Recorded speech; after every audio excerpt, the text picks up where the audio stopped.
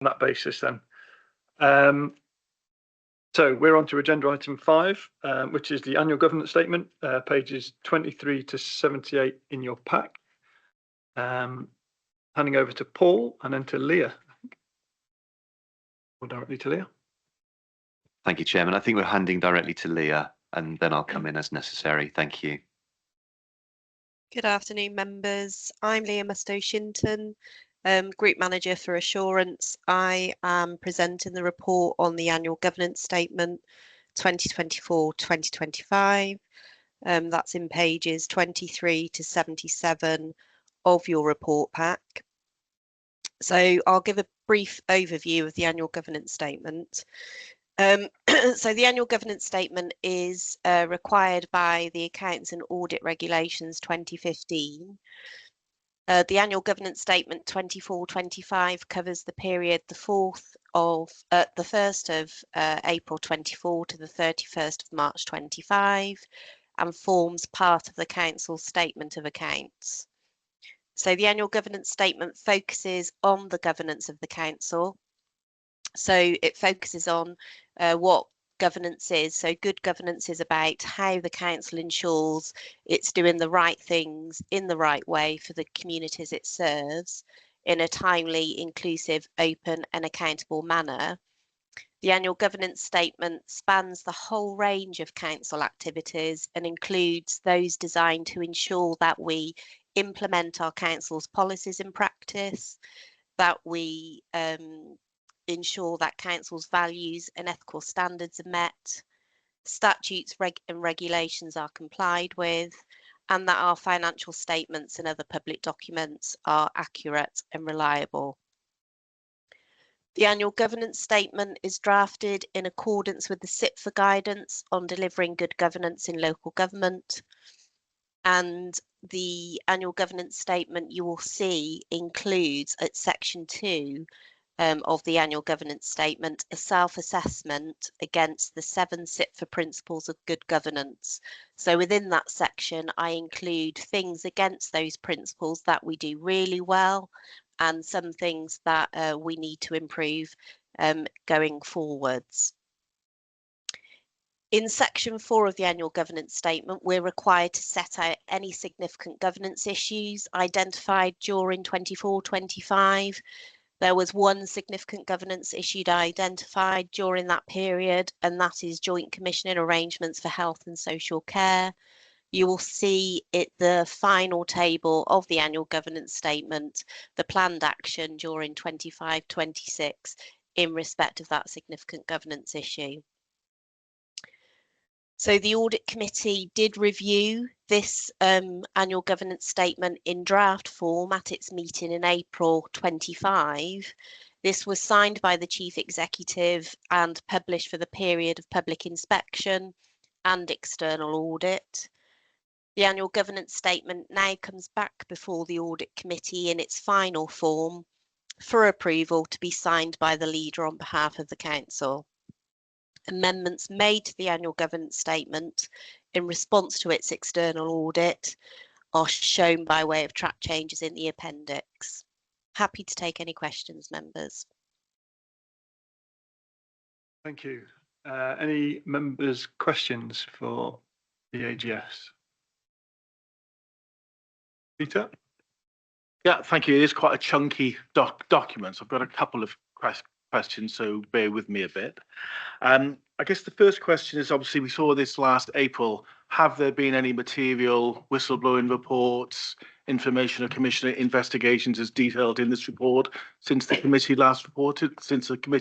last reviewed this? None that I'm aware of. Perfect.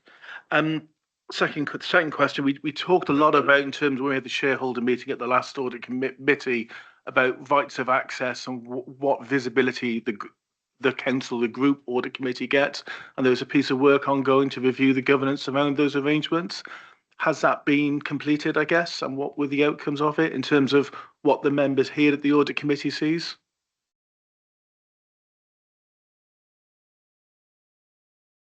Paul, do you want to come in on that? I mean, what Yeah, I can come in on that, Leah, if that would be helpful. I think that specific question we haven't answered yet. And I Okay. can come back on that specific point.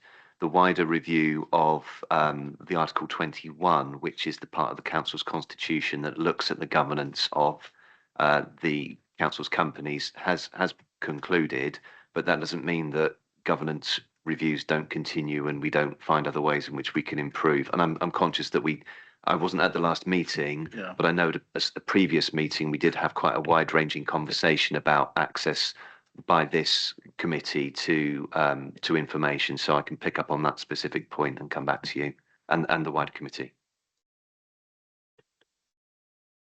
And bear with me, there's one last question, I guess, and it's a bit of a theoretical question. So again, it's a bit of a difference between private and public sector. So the head of audit gives an opinion on the effectiveness of internal control. Where's the equivalent for management? And what do they base that on? Do they have attestation letters, risk and control matrices, all that good stuff? Yeah, so as part of the annual assurance process, what we send out are assurance questionnaires to each head of service across various themes such as governance, control, audits, third-party assurance, all that kind of bolts and braces stuff. Those are then received and the results of those are analysed and passed up to service directors who then have to complete their own assurance questionnaire based on the assurances provided by the heads of service. All that data gets collected and analysed, and then that information is presented to the strategic directors to enable them to sort of form an opinion on what they've been told. It's very much kind of a self-cert kind of situation in terms of providing that information. But this year we're also planning on setting up a kind of an assurance group to have a look at some of the answers to those questions from both heads of service and service directors, and almost have a sort of independent check. So myself will sit on that, someone from risk, someone from performance, Paul in terms of governance, and we will kind of sort of sense check some of those answers. So we get a wealth of data around that, which goes into Power BI reports and can be sort of extrapolated to present to CDT, where there are perhaps assurance gaps. And also it helps us to inform our annual audit plan, because we can look at areas where areas have been assessed as not having sufficient controls or coverage in terms of third-party assurance. So that's the approach we take in terms of getting information from officers. I mean, as an ask, could we get a summary? As look, because ultimately the audit committee is here to look at internal control and risk management. So if there are anything that comes out of those attestations regarding second line or internal control, it would probably be best practice for the committee to see see that information and any actions advising. Yeah, that will certainly be subject to further reporting by myself when the assessments have been completed. Okay. Could I just add to that as well? So I do feed into that process as part of the annual governance statement. So I have sight of those attestations signed by the strategic directors and attend a CDT assurance meeting in terms of compiling the annual governance statement and identifying what those significant governance issues are. And they obviously come before audit committee as part of the annual governance statement. Thank you. Any other questions from the floor? Yeah, we'll have Councillor Burnett and then Councillor German. Councillor the board. That's great. Thank you, Chair. Just a quick one. It's a process question, really, and just understanding. On page 62 of our packs, that's page 34 of the report, the governance arrangements. We're talking about a suite of policies and strategies that were written in January 24, and it states there that they're going to be revised and updated and presented to the new audit committee following the May elections. I just wondered where they were in the work programme, when we could be expecting to see them come through. Can you just repeat that page again, please? Yeah, sure. It's page 34 of the summary of governance arrangements, page 62 of our pack, paragraph 13, paragraph 12 and 13.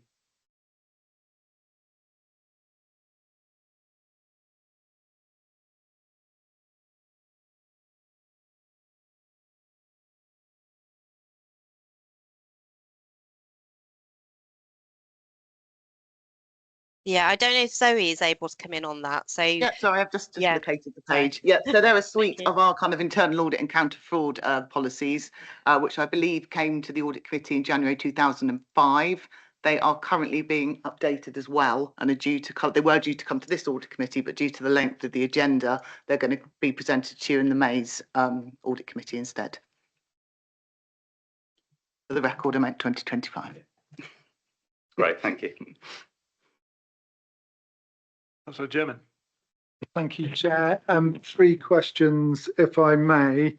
The report refers to the failure of culture, values and processes in relation to Councillor Gardner not declaring an interest. Great news that the Labour government appear to be proposing some real powers for standards committees. So after the event that we can take some action. But the report seems to suggest that there isn't anything more that can be done to ensure that councillors do properly declare interests in advance of decisions being taken. Is that correct, or is there anything more that we can do?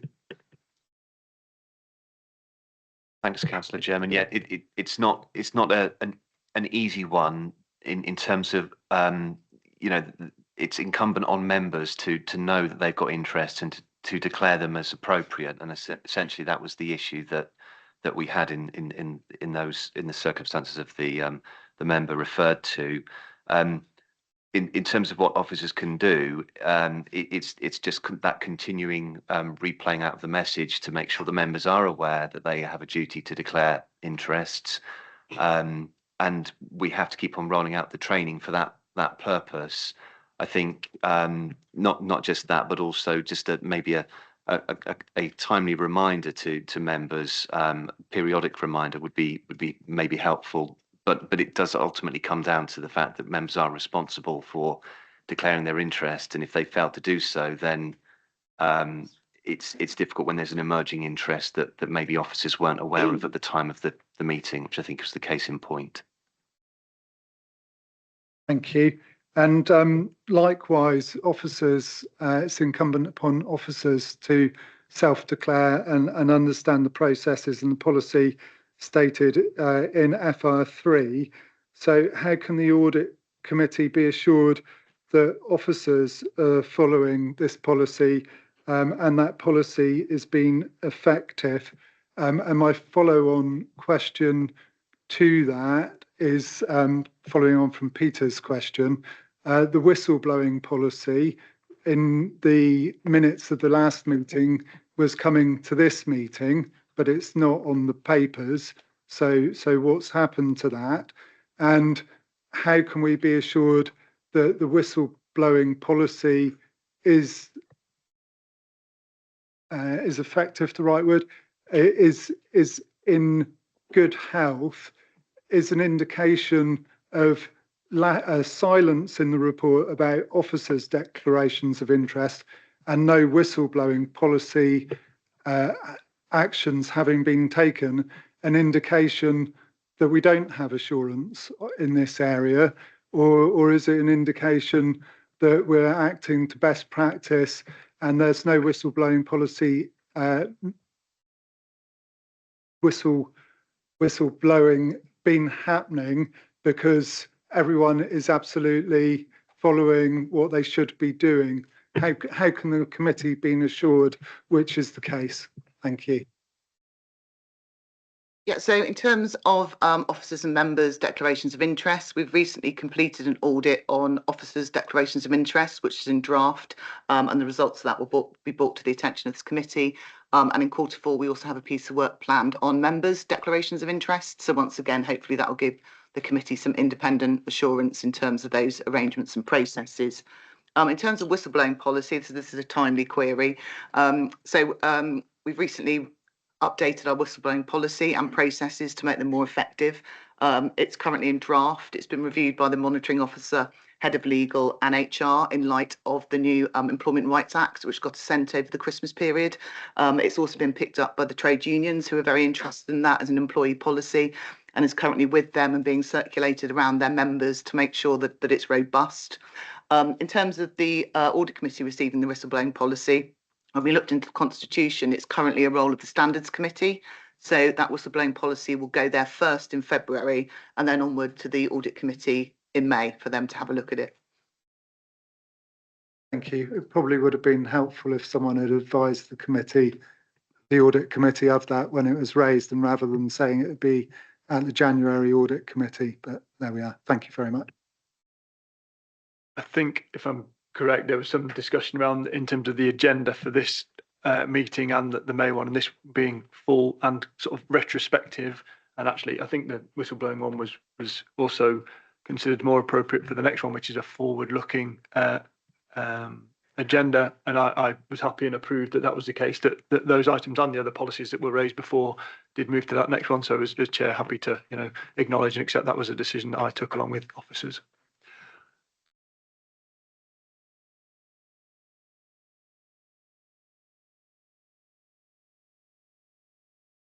Yes. Yes, it sounds like we can restart the live streams, I think. For clarity and transparency, we'll do that. Yeah, if we can just hold the line for a bit.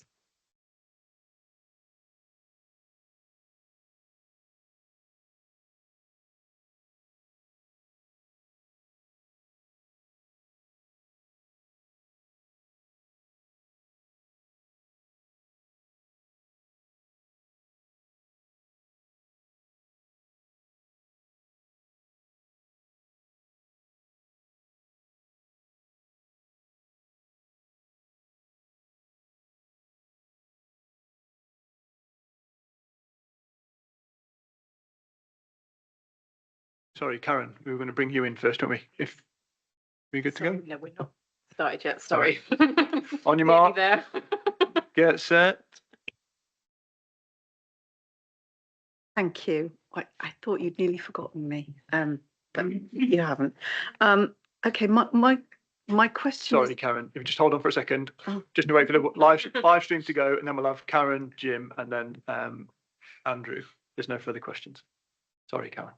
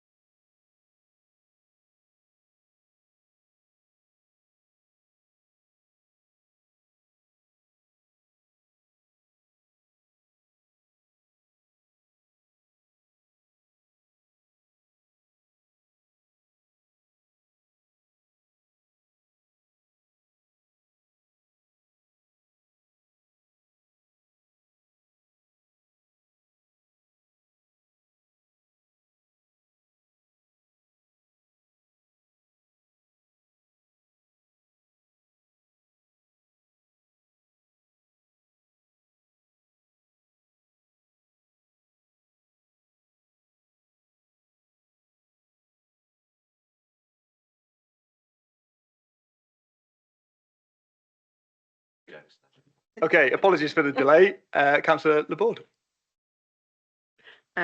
Thank you. I really appreciated this report. I don't know why, because it was so long, but it gave me lots of avenues to do further research into the governance of Cornwall Council, which I found really, really interesting. And having that extra day because you cancelled a meeting gave me more time. And as a consequence of that, I found Power BI, which was a new tool to me. And what surprised me in that tool was the highest risk for Cornwall Council is climate change and ecological crises. And that is an 80% risk that this could affect our services going forward. And I think the storm last week has demonstrated this. So I decided to go into Power BI and try and look at how this risk was being managed.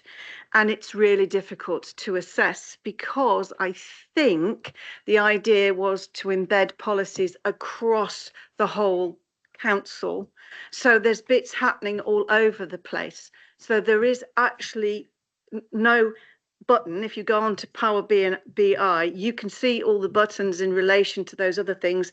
A great place to bring a child up, a thriving, sustainable Cornwall. But absent in those sections is anything about becoming a carbon neutral. I don't like that word, by the way. It should be net zero.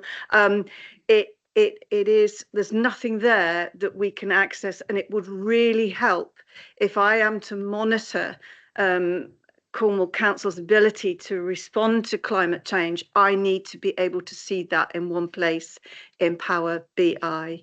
Is that all right? That's just a comment rather than a question. I think that's useful. Thank you. Maybe expand on that a little bit in terms of the forward or the next draft of the AGS, which comes to us, and whether there's any ability to feed that in, as well as taking away the technological solution in terms of seeing that within Power BI. So we'll maybe revisit that. I've got a question just around the forward-looking AGS, acknowledging, I guess, that this one is backwards looking. Okay, and then can I ask? I've got another question, if I may, which is actually related to that. So then I started to look at the overarching strategies across Cornwall Council, and especially adaptation programme, which is done with Devon, which I feel is really bizarre. Then I looked at that strategy, which is really kind of flimsy. It's just words. So I'm getting an uncomfortable feeling that we're not really managing climate change as responsibly as we should be as a council. And one of the things that I wanted to ask is, we have lots of strategies and plans. I can only name a few that I'm just going to give you an example of, but the Climate Action Plan is dated 2019. What is the process for review and updating of those policies? The air quality management, which I think is a huge problem for us here in Truro, is dated 2020 to 2025, I do believe. Now what happens? I really want to know what the process is for reviewing and updating plans and strategies that are currently in place. Thank you. Thank you. I'm happy to respond partly to some of those. I think some of the answers and further conversations might be outside of this meeting, but just briefly in terms of the review of the net zero strategy from Cornwall's point of view, I think we fairly recently reviewed this as part of the Strategic Growth and Place Overview and Scrutiny Committee, and then came to Cabinet and then possibly full council around the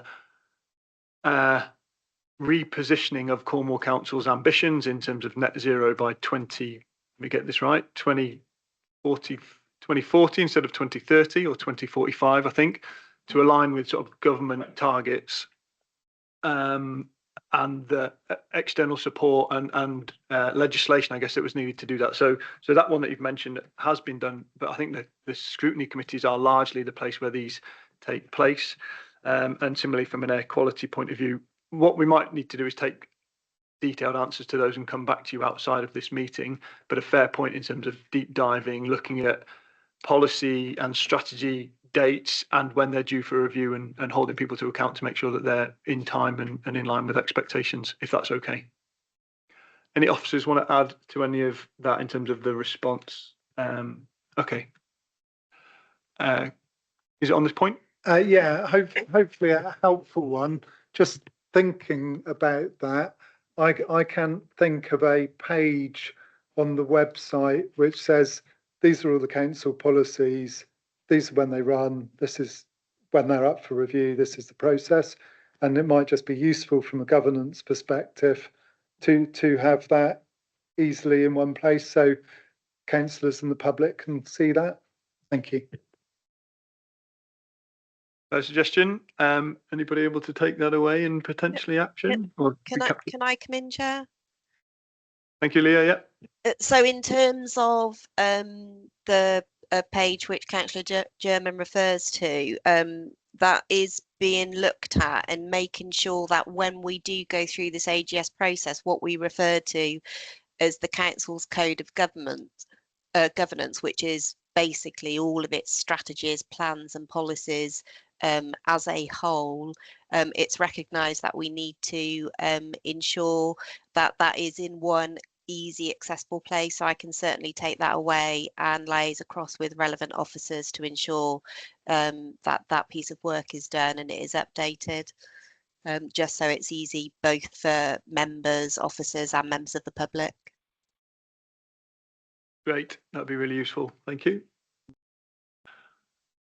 Councillor Candy. Thank you, Chair.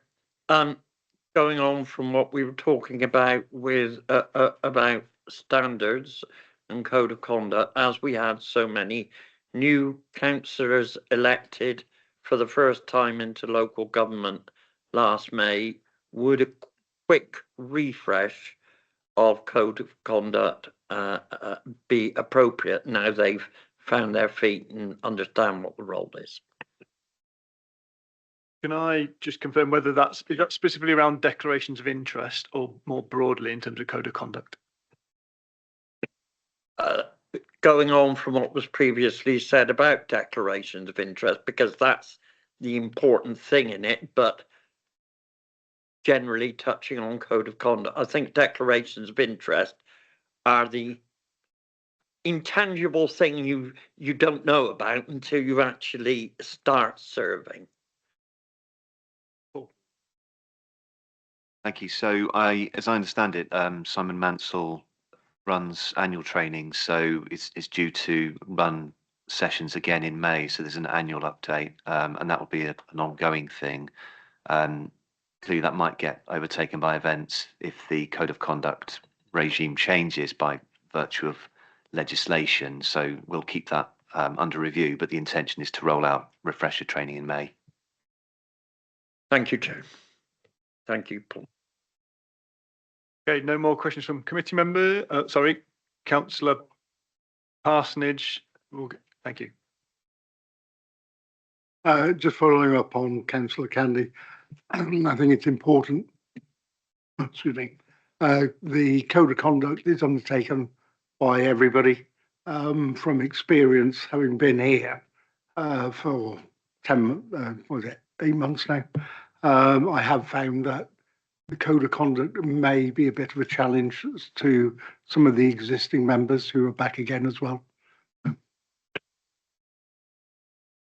Thank you. Councillor Mitchell, over to you.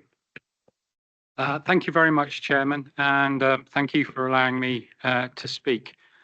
Just following on from Councillor German's comment earlier, this wasn't why I wanted to speak, but it's been informed to me that Councillor Gardner now works for a company, has an office in Newquay Airport, and the organisation he works for is funded by Cornwall Council. If that is true, after what went on, how the hell has that been allowed to happen? So my original point for speaking was after hearing the duties from Cornwall Council in the annual performance and governance review, I believe the contract for the PSO actually breaks all of them.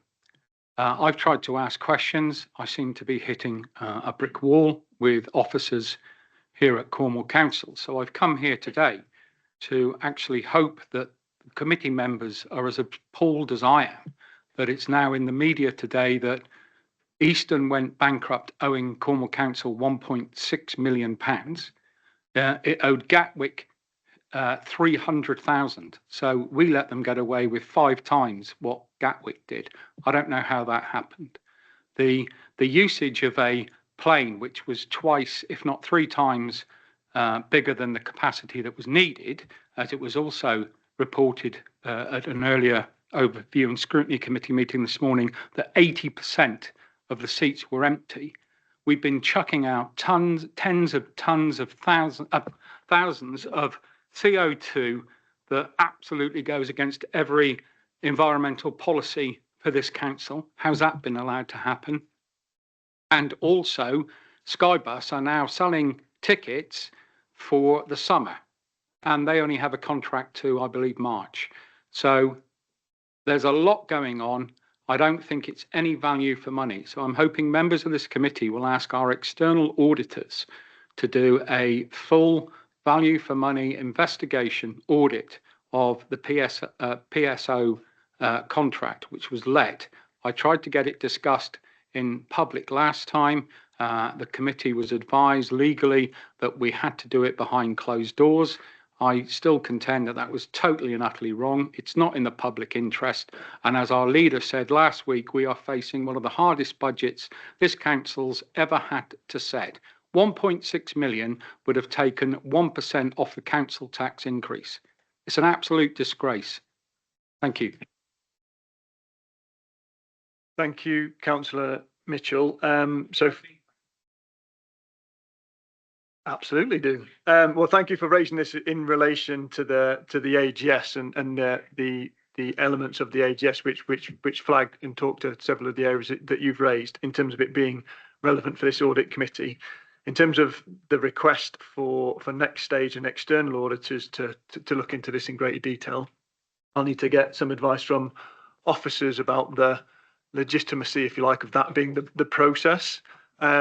You'll probably not thank me for saying that the normal process to request additional review into issues like these would be through relevant overview and scrutiny committees and getting a request made for it to be added onto the work programme, acknowledging that, you know, some of this has come from said overview and scrutiny committee. So I'll pause there for a moment just to make sure that we explore the correct route in which to explore your questions. So whether there's any input from Zoe or Paul in terms of, I guess, addressing some of the concerns being raised and whether the audit committee and this meeting today is the appropriate place for that to happen. I think in terms of what's on the agenda with the AGS, I'm not sure that the AGS comments, I'm looking at Leah, she can't see that I'm looking at her, but I'm not sure that the AGS actually addresses any of these particular issues. So I'm not sure that it's germane to this particular item that audit committee members are being asked to vote on.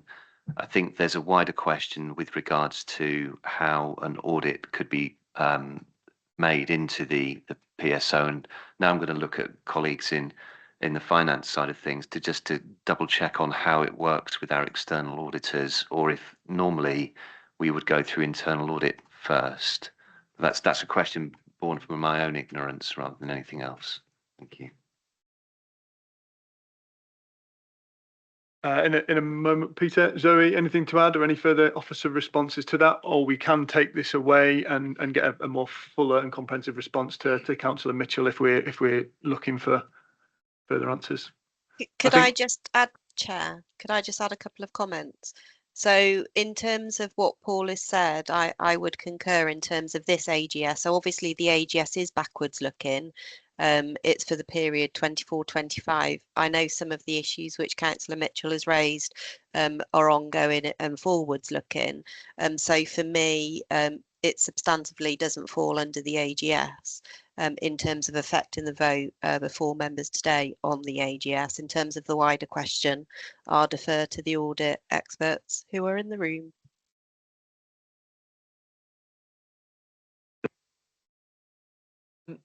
Just in my opinion, this is a management issue and therefore it would be an internal audit matter rather than an external audit matter. Thanks.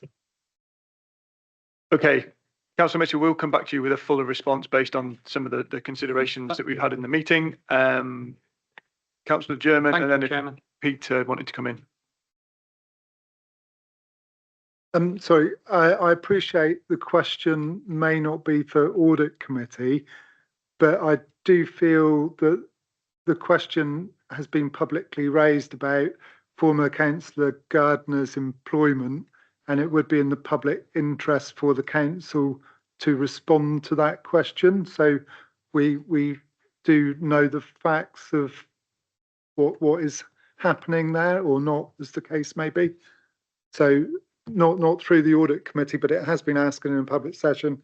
So hopefully we can have a response to councillors on that in due course. Thank you. Paul?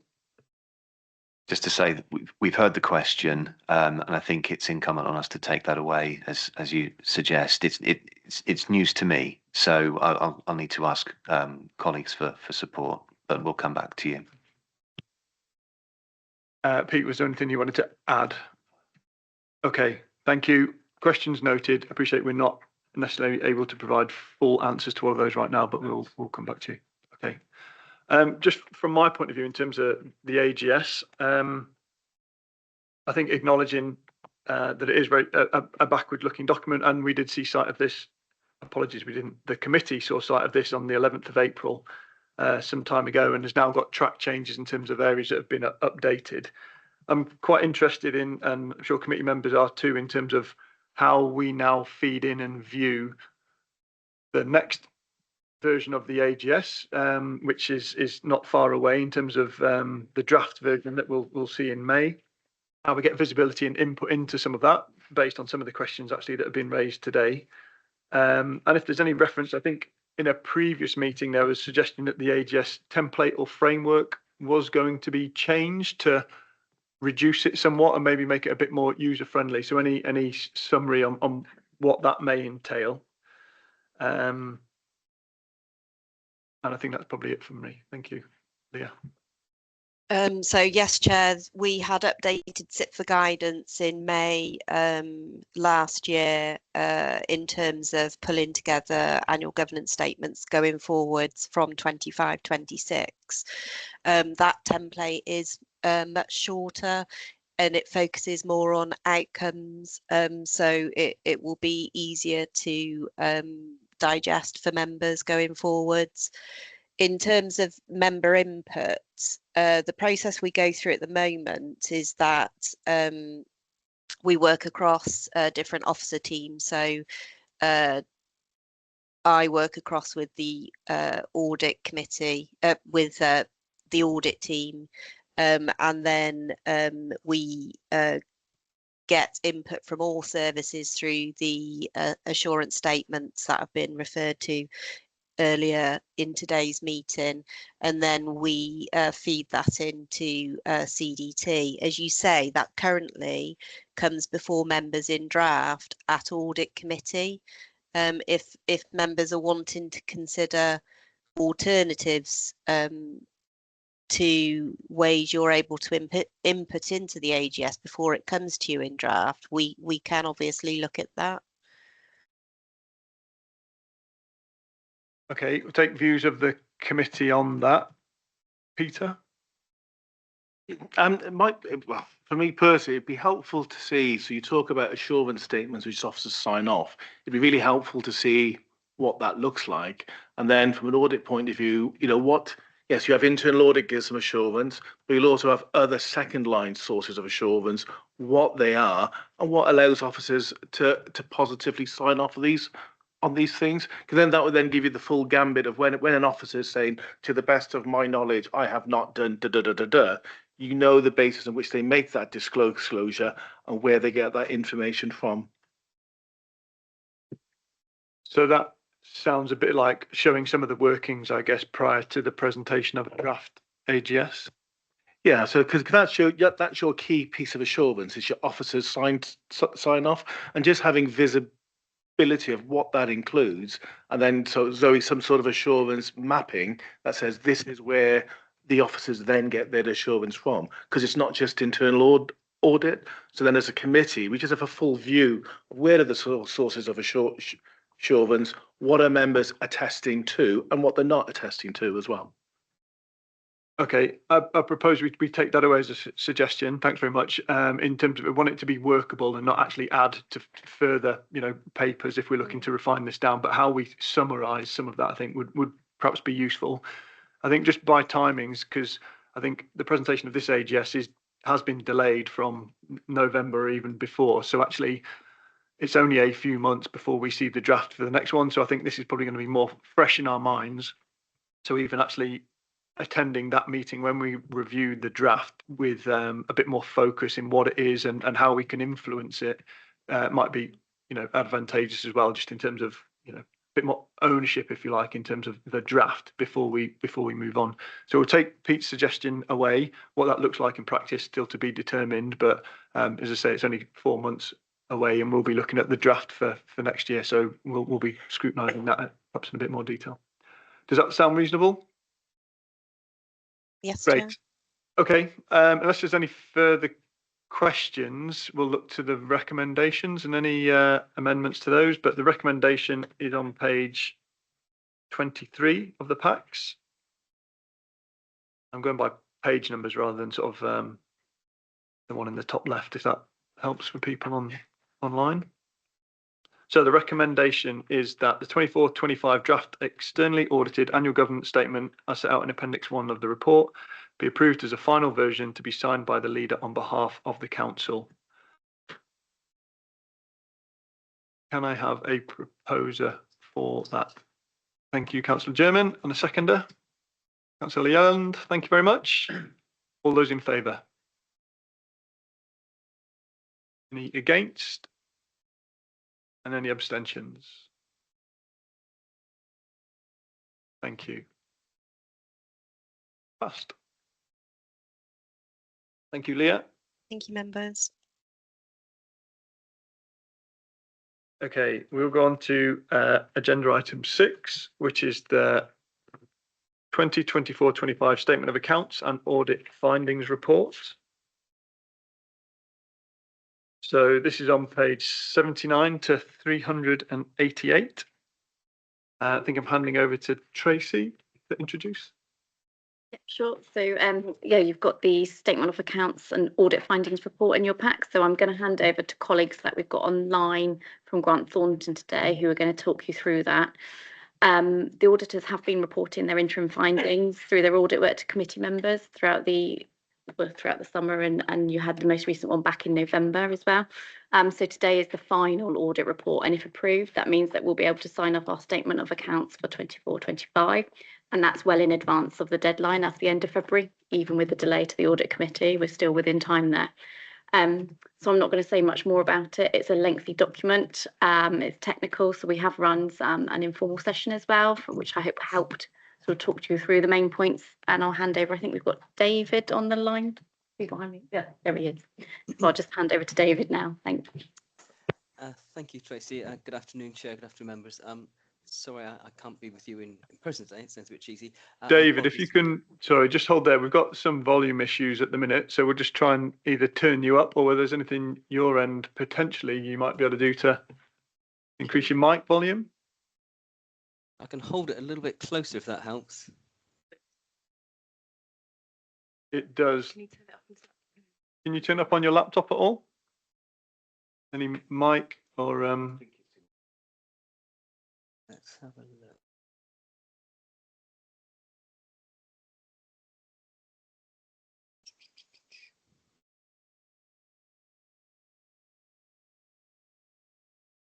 Try again. Okay, David, sorry. Is that better? A bit. If you can pronunciate, I know you're only in a room on your own, but if you can shout at yourself, then that'd be great. Thank It's you. quite strange shouting at a screen, Chair. I feel like. Anyway, so yes, thank you. So Barry apologises. He's unable to make it today, and apologies that I can't be with you in person. As Tracy said, we'll talk through the audit findings report, which starts on page 287 of your pack. So any questions on the financial statements themselves, probably best to go through management, but I'll just talk you through our audit findings report.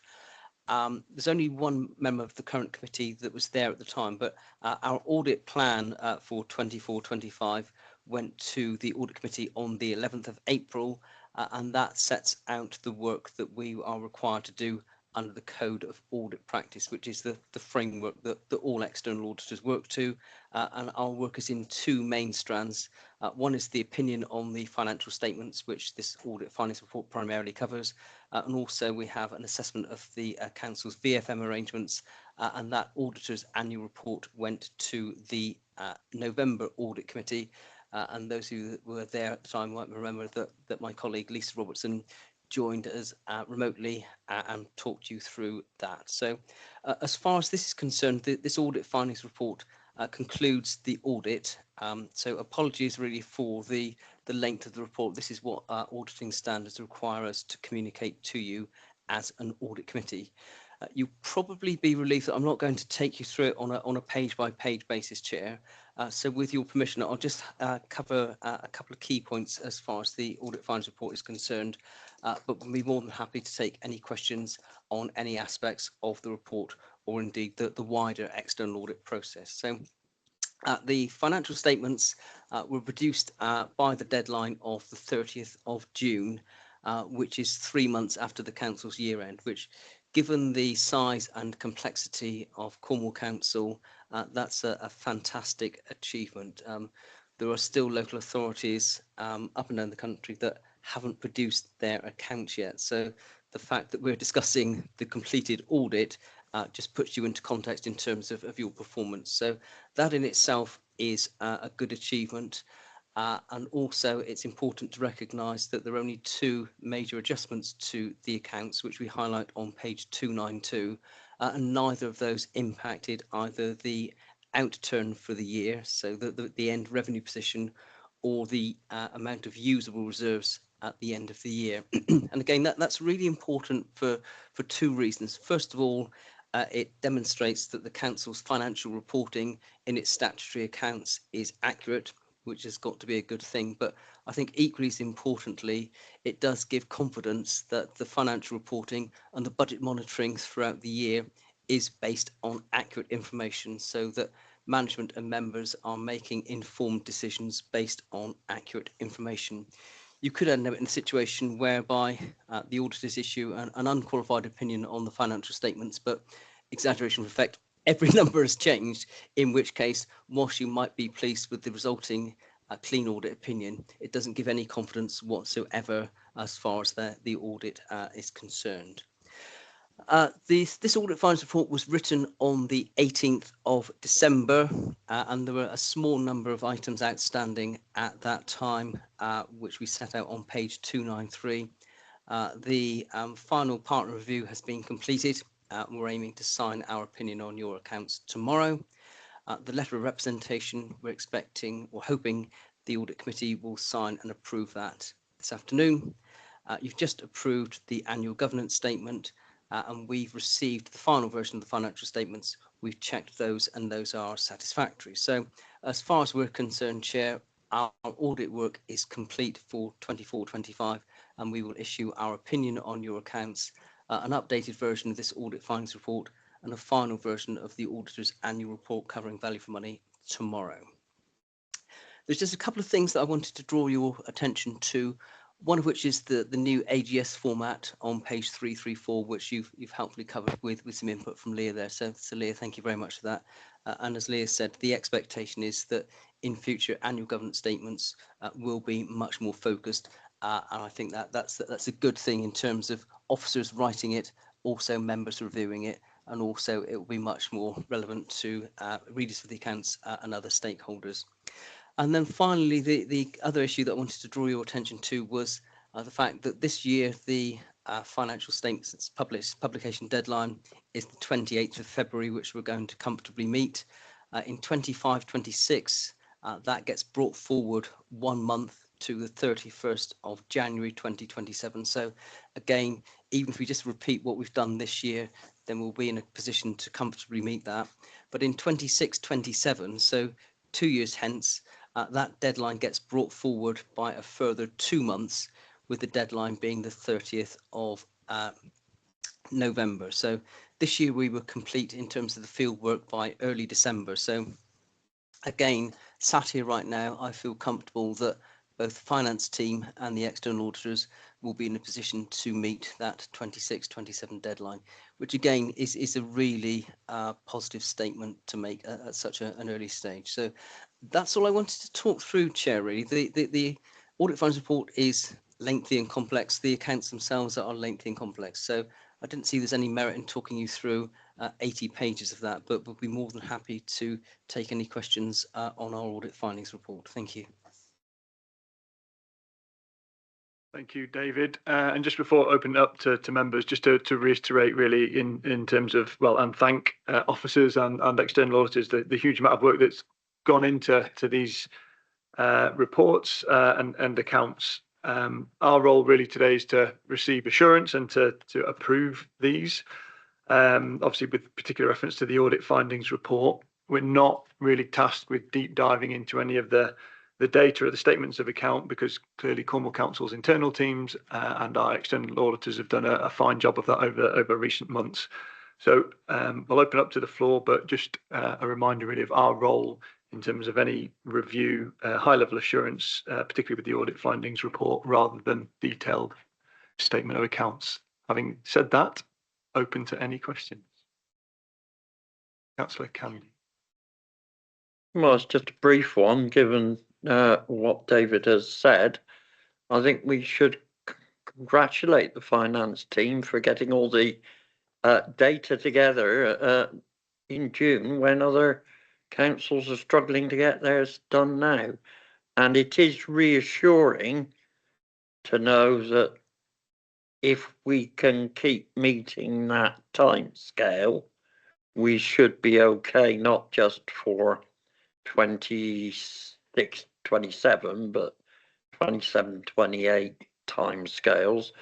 But it may represent challenges for the team, which we need to make sure they have the capacity to achieve. And also our external auditors don't want to be left with getting the information and data they need too late for us to be able to meet those expected dates. But I think just congratulations to start with. Thanks. Thank you, Councillor Candy. I'm sure all audit committee members absolutely support that view, and yeah, thanks for everybody for all the work that you've done over the months, and I appreciate it doesn't stop, and you're well into the following year, so really appreciate that. I guess from my point of view, there's regular contact and communication from internal and external parties, and throughout, there's been feedback of good working relationships. Any issues that do arise are brought to attention, and it's been a consistent message throughout. So today isn't the end result of that. There's been reassurance and assurance, I think, given throughout from both parties, independently. So that's been really positive, and long may it continue. So thank you. I thought Peter did have his hand up. Anybody else? Yeah, we'll come to Peter, Mark, and Julian. If that's all right. Thank you, Chair. I've got a couple of questions, one on the front half, one on the bit in the middle, and one on the bit at the back as well. On the front half report, we talk about, it's a bit linked to the conversation earlier about emissions. We talk about the use of offsets, 30% being the figure envisaged to hit your net carbon targets. So SBTi, which is the main accreditation body in the private sector, at least for use of emissions, doesn't accept anything more than 5 to 10. So again, I don't know public sector well enough, but again, I just like maybe it's probably you won't have an answer now, but could you come back to why why are we confident you will be able to get offsets for 30%? Given if you look at the market for offset schemes, there's nothing left that's any good. So a lot of those available schemes, they're not particularly great quality. Certainly, FTSEs don't do it anymore. That was my one question. There was also a question at the back when we talk about the section 114, what is the likelihood within the short to medium term? We've assessed that risk as low. I mean, I've seen predictions from other local government organisations that put that figure as high as 50%. So I guess it's more of a question for the external auditors.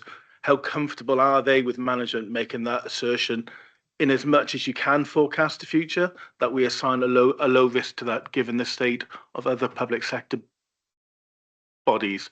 And I'll pause for that, and I'll come back to the other bits of SAG. Okay, so the first question on the emissions, I think that's very much one for management to respond to, Peter, and I think that's probably your expectation as well, because I'm presuming that's in the financial statements themselves, is it, rather than in our audit findings report? Yeah, it's in the front half report. So in private sector, the auditors don't audit the front half, but they have a look at it. So I don't know if there are any responses from managers. I may be able to support a little bit in terms of some of the changes. So maybe my answer was going to be we'd have to come back to you, because it's not my area of expertise at all, I'm afraid. So if you're able to have chair, that would be great. Thank you.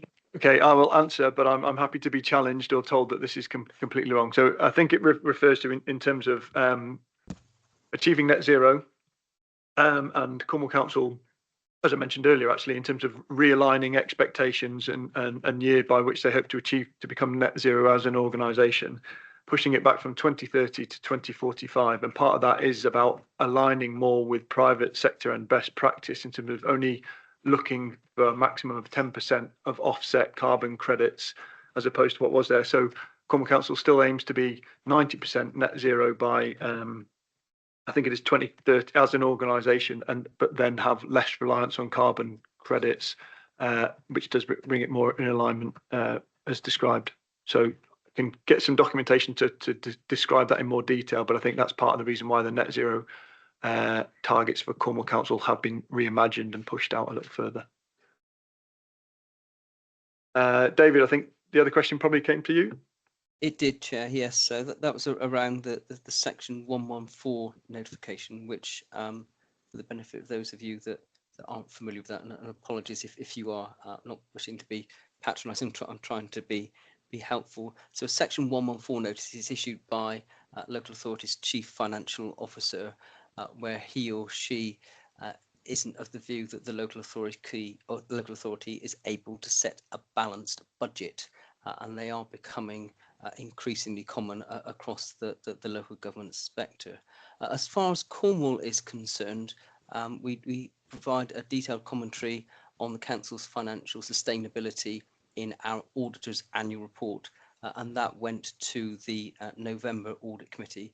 And within that, we did flag our concerns regarding the overspend on the dedicated schools grant, or DSG, and that's not a Cornwall specific issue. That's a national issue as for all upper tier authorities, but different authorities have got different levels of challenge and responding to that challenge in a different way. So that was our main concern in terms of financial sustainability, because if there's not a national solution to that problem, and the expectation is that it falls on local authorities to pick up that deficit, then that could create massive financial problems right across the sector, and that's our concern regarding financial sustainability.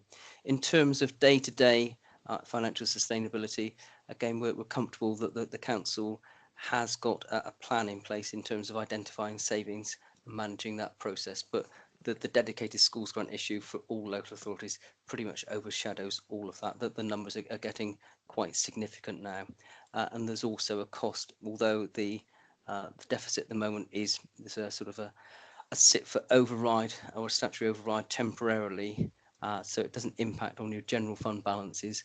Local authorities are finding that the overspend is reached such a level that there are costs in terms of financing that. So it does impact on either borrowing or the surplus funds that are available for investment. So there's a real financial cost associated with those overspends. Thank you. Bringing Councillor Burnett. Yeah. I've got my middle bit, my back bit, but more than happy to share the load for Councillor Burnett. Okay, let's do that. Let's share and then come back to you if that's all right. Okay, that's great. Thank you. It's a point of clarification which moves on from Peter's point earlier. I'd just like to confirm my understanding that any documents issued with the accounts, i.e. the forward to the accounts, albeit you only audit the main financial statements and the group financial statements, you would have read those and reviewed them to ensure that statements made within those papers are consistent with the accounts. That's my understanding. I just wanted to confirm that. Sorry, that's to David. And secondly, you've highlighted the DSG. Are there any other trends that you're seeing within the accounts that we ought to be considering or worried about? And then finally, good to see that the audit adjustments haven't had any impact on our usable reserves. Have you seen the audit adjustments you're seeing? Are there any systemic issues that we ought to be thinking about and considering?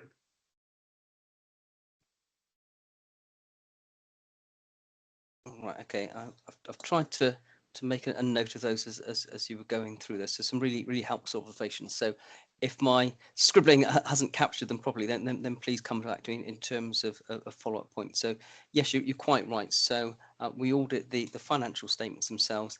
Anything that goes alongside that, whether that be the narrative report, the pension fund annual report, or the annual governance statement, our responsibility is to make sure that they are consistent with what's in the financial statements and also consistent with our understanding of the authority as a whole. So that's what we do in that respect. So again, it's quite a high threshold as far as that's concerned. So any numbers that are quoted within the narrative report, we would look to make sure that they agree back to the financial statements where appropriate.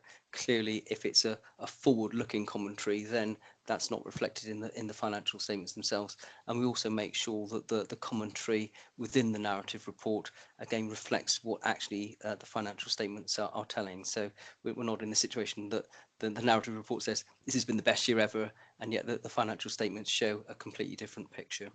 In terms of trends, there's nothing really that gives us any concern other than the DSG, other than the sort of the stating the obvious award that savings are becoming increasingly difficult for all local authorities. So this isn't a Cornwall commentary.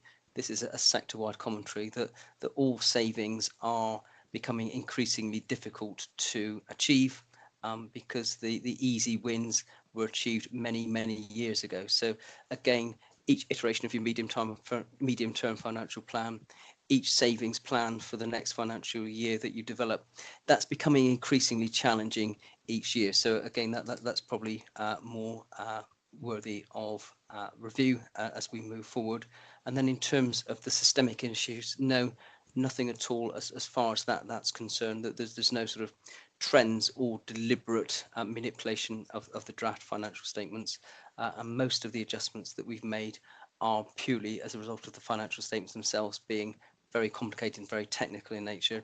And also we need to be mindful of the fact that you have got 3 months in which to produce those financial statements. So again, as a financial reporting issue, that's a real challenge, and your finance team have done really well to produce financial statements and working papers of the caliber that they have in such a short period of time. Yeah, that's great, David. Very reassuring. Thank you. Councillor German. Thank you. I think, Chair, I've got one material question. So if I can ask that one, please. It's relating to the Tamar toll bridge. And it says that we, Cornwall Council or the Joint Committee, have departed from the code of practice, and that's in relation to the valuation. So I guess for Cornwall Council, why have we departed from the code of practice? And for yourself, David, there's no commentary about that. You note that we have departed from the code of practice, but you haven't said whether you feel that is an issue or you're quite happy for us to depart from the code of practice. So could you give a view, please? Thank you. Thank you. David, do you want to respond, or to Mike and Tracy first? Certainly. So in terms of the Tamar, I'm just frantically trying to search. Just bear with me a second. Each numbers 138 on the top of your screen, 142 on the papers numbers, or 56 of the report. Take your pick. There's quite a lot there. So as far as we're concerned, the council has appropriately disclosed its departure from the code as far as the Tamar Bridge is concerned, and that's on page 113 of your pack. So we're confident that there's that clear disclosure there. So ordinarily things like bridges and so on will be treated as infrastructure and they're valued at historic cost, whereas the council's view, and probably management would have a commentary on this as well, is that the Tamar Bridge is not just like any other bridge that the council owns, of which there's many. This is an income generating toll bridge, and therefore a different valuation method is deemed to be appropriate as far as that's concerned. We're satisfied that the management have used an expert valuer to provide an accurate valuation as far as the asset's concerned. I'm also satisfied that the departure or deviation from the code is clearly translated in the financial statements. So we don't have any concerns as far as that's concerned. Thank you, David. Mike, did you want to come in? Yeah, thanks, Chair. No, not a great deal to add there. We had discussion, as David said, Tamar Bridge, whilst on the face of it is a bridge, it's quite a unique asset and isn't a bridge like many of the other bridges in terms of it being revenue generating as well. We had discussions with David and his colleagues over a number of years over what the most appropriate valuation basis of the bridge would be. And I covered in some of the training last week that there are a number of professional judgments that are applied around valuations of our assets, and Tamar being one of the most significant one of them, so along with the incinerator as well. So we get Tamar Bridge valued annually. So the basis, as David said, it's a specific basis of valuation of the bridge. It doesn't impact on either Cornwall's or Plymouth's usable reserves or general fund balance. It's purely a professional valuation of the bridge, and then we consolidate that within the two authorities. So it's just a specific method of valuation given the nature of the bridge, as David has also alluded to. So it's been valued on that basis now for a number of years, which we believe as an authority and Grant Thornton support as being the most appropriate basis. Thank you. I think it's interesting because whilst it's income generating, it's not surplus generating. So its material effects, that valuation in itself affects our borrowing ability because of the tens of millions of extra value we're giving to the bridge. So I just think it's an interesting position, but obviously everyone's assured that from the accounting treatment point of view, that's all fine. So obviously that is fine. I had a couple of non-material questions, such as members' expenses going up from 17,000 in 23-24 to 111,000 in 24-25, the last year of the Conservative administration, and if there was any insight into why that may be. But perhaps as they're non-material, should I send those to Tracy? Yes, unless there's a quick answer. I mean, I would say yes, but also there was a review of members' expenses, members' allowances as well, and I think that's the year of which it kind of agrees to. But if you want to send it to me, I'll firm that up in an email back to you. That's fine. Yeah. Thank you. Just before we come to the next speaker, sorry, just a quick one in terms of the bridge valuation. I assume obviously that's in partnership, and the approach, the valuation with Plymouth City Council and their external auditors, everyone's very much on the same page with that approach.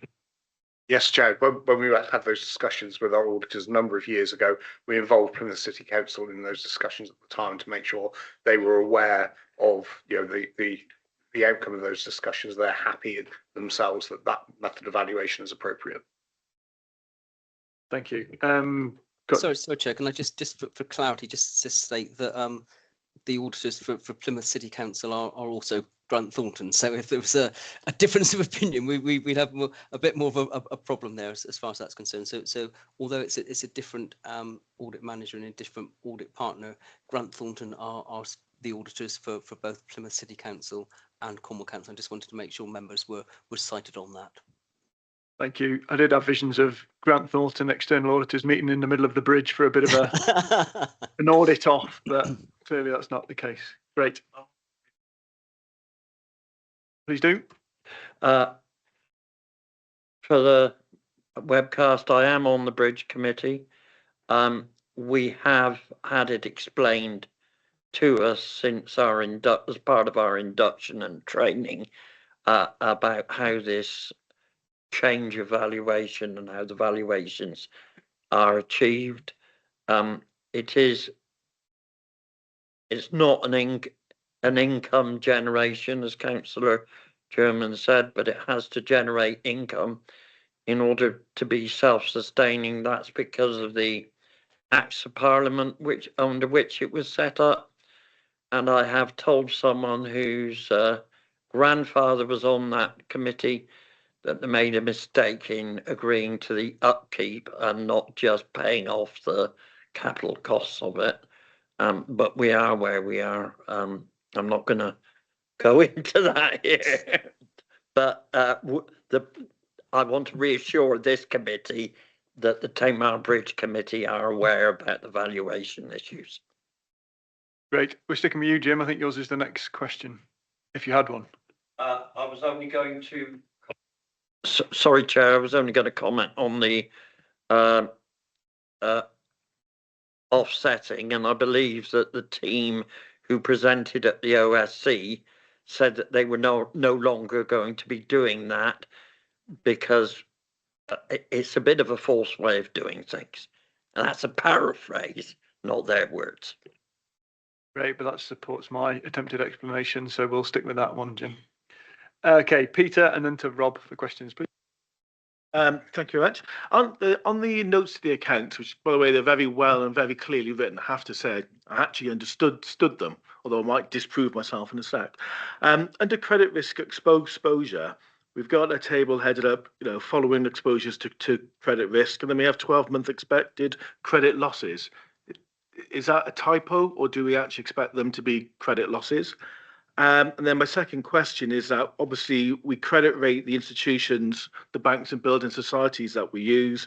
We don't credit rate short-term cash investments and other bank balances. I do recognise it goes on to say that if they're inter-authority loans, you don't need to credit risk assess them. But could you give us a bit of overview as to where those balances lie? And again, are they relatively low risk? Are they sovereign debt? Is there still quite large numbers relative to the balances which are credit rated?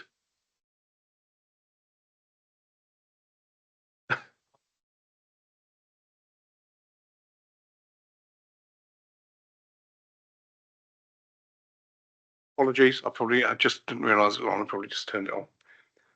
Yeah, so credit losses is a specific term to our accounts where we look at our debt and we look at the assessment of the risk of, in another terminology, looking at the potential for bad debts effectively. And so a lot of the notes reflect what the likelihood of that may be and what the scale of that may be. In terms of the short term, effectively, most debt that we see in short term, in terms of both our investments and debt, we treat as cash. So we don't, anything within 12 months, unless there's any specific issues, we don't treat the same in terms of our process of assessing those credit losses. So that's just a snapshot of the balance at a point in time, as opposed to cash on account? Yes. Okay, fine. Okay. And then my last question, which is my back end question, in the control point, the back of the report, there's two issues. The first piece is around journals, and we've had this discussion that Oracle, you can't park and post and all that good stuff.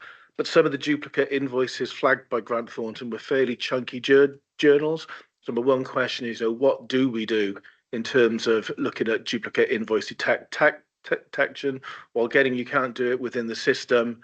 There's lots you can do in Power BI, Power Queries, all that good stuff to do your standard checks on journal postings. And then my second question on control is there's mention of the issues around the high level user access accounts in your financial systems. I think there's about 10 or 11 users that have admin rights. This has appeared every year since I've been on the committee. It just feels disproportionately high compared to other organisations I've worked in. And certainly within privileged access management, what you tend to see is that you use PAM systems like Symbiont to manage and restrict how you give user access out. You don't just give it to 10 users. You tend to have a vault and you issue it for the duration of the time with which that admin user needs it. It's then revoked. So I've never been that comfortable with the answer management have given us as to why do you have so many admin rights.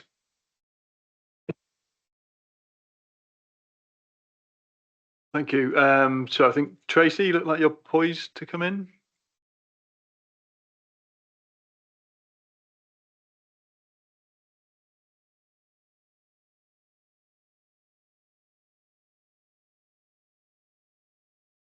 Yeah, thank you. Can I just go back to the question on the journals? Was that around the authorization issue of journals? Yeah, it's just I completely get you can't do park and post, so there's no automated controls for journals. But what kind of detective controls do you have to prevent duplicate invoices? Again, I'd expect some system generated listings, system generated interrogation of journals that have been posted. That's fine. I'll pick that one up then. That's fine. So we have got a piece of software in our purchase to pay team, and I can't for the life of me remember what the name is. I can find out the name if you need me to. But we have got a piece of software that runs across and picks up duplicate invoices. And that's been quite successful. I've not seen recent results on it, but I know when we first started running it a number of years ago, it was successfully picking them up, so it prevents as many of those duplicate payments as possible. So we do have that as our kind of like first line of defence almost going through. And then you've also got the whole purchase order and approval and the escalation process going through there. And then you've got reconciliations that happen in the accounts as well. And then finally, the budget managers looking across their budgets as well to make sure there's no duplicate payments going through. But I'd say the best line of defence we've got is this piece of software that actually does that checking and picking up the duplicates for us. So in terms of where you do journal postings with a manual non-reoccurring, are you comfortable that you focus on your high value subledgers and your GL accounts and your high value journals, even if there is a Mark 1 human eyeball scans? Are you comfortable that in the absence of a system-led control, while there are always some exceptions, you're comfortable overall in the rounds that journal risk is relatively low? Yeah, every journal that gets manually posted into our accounts is approved. So you have someone who prepares the journal, excuse me. It then goes to someone to approve it, regardless of value. So, and the person that approves it kind of depends on the value, if you see. So if there's a higher value journal, it goes to someone more senior. And then it's also posted by a separate team. So we have that step in that. So while it's not in the system as such, because you can do it as a flow through the system, we have this manual process. And then that final team don't process anything unless they've got a journal, the authorization, and also the appropriate audit trail backing documentation with it as well. So there are kind of like full checkpoint before it gets posted into the system. So yes, I'm confident. Okay, to the question of super users and accounts, I'm not sure who's Sorry, that's me again. So we've had some information through from our kind of like head of digital services as well, looking at that, and what he's come back and said that that this is kind of like a managed risk, and so the management response that we've got in there, and he said it is controlled to a small number. He's got 7 in-house technical specialist roles that require that access now. And he just says it's worth noting that those privilege that they're assigned is not allocated to the person's regular network account, but it's to a separate administrative support account that utilises a different username and password, so that they're only logging into that and able to access that for specific tasks and circumstances, and that activity is recorded.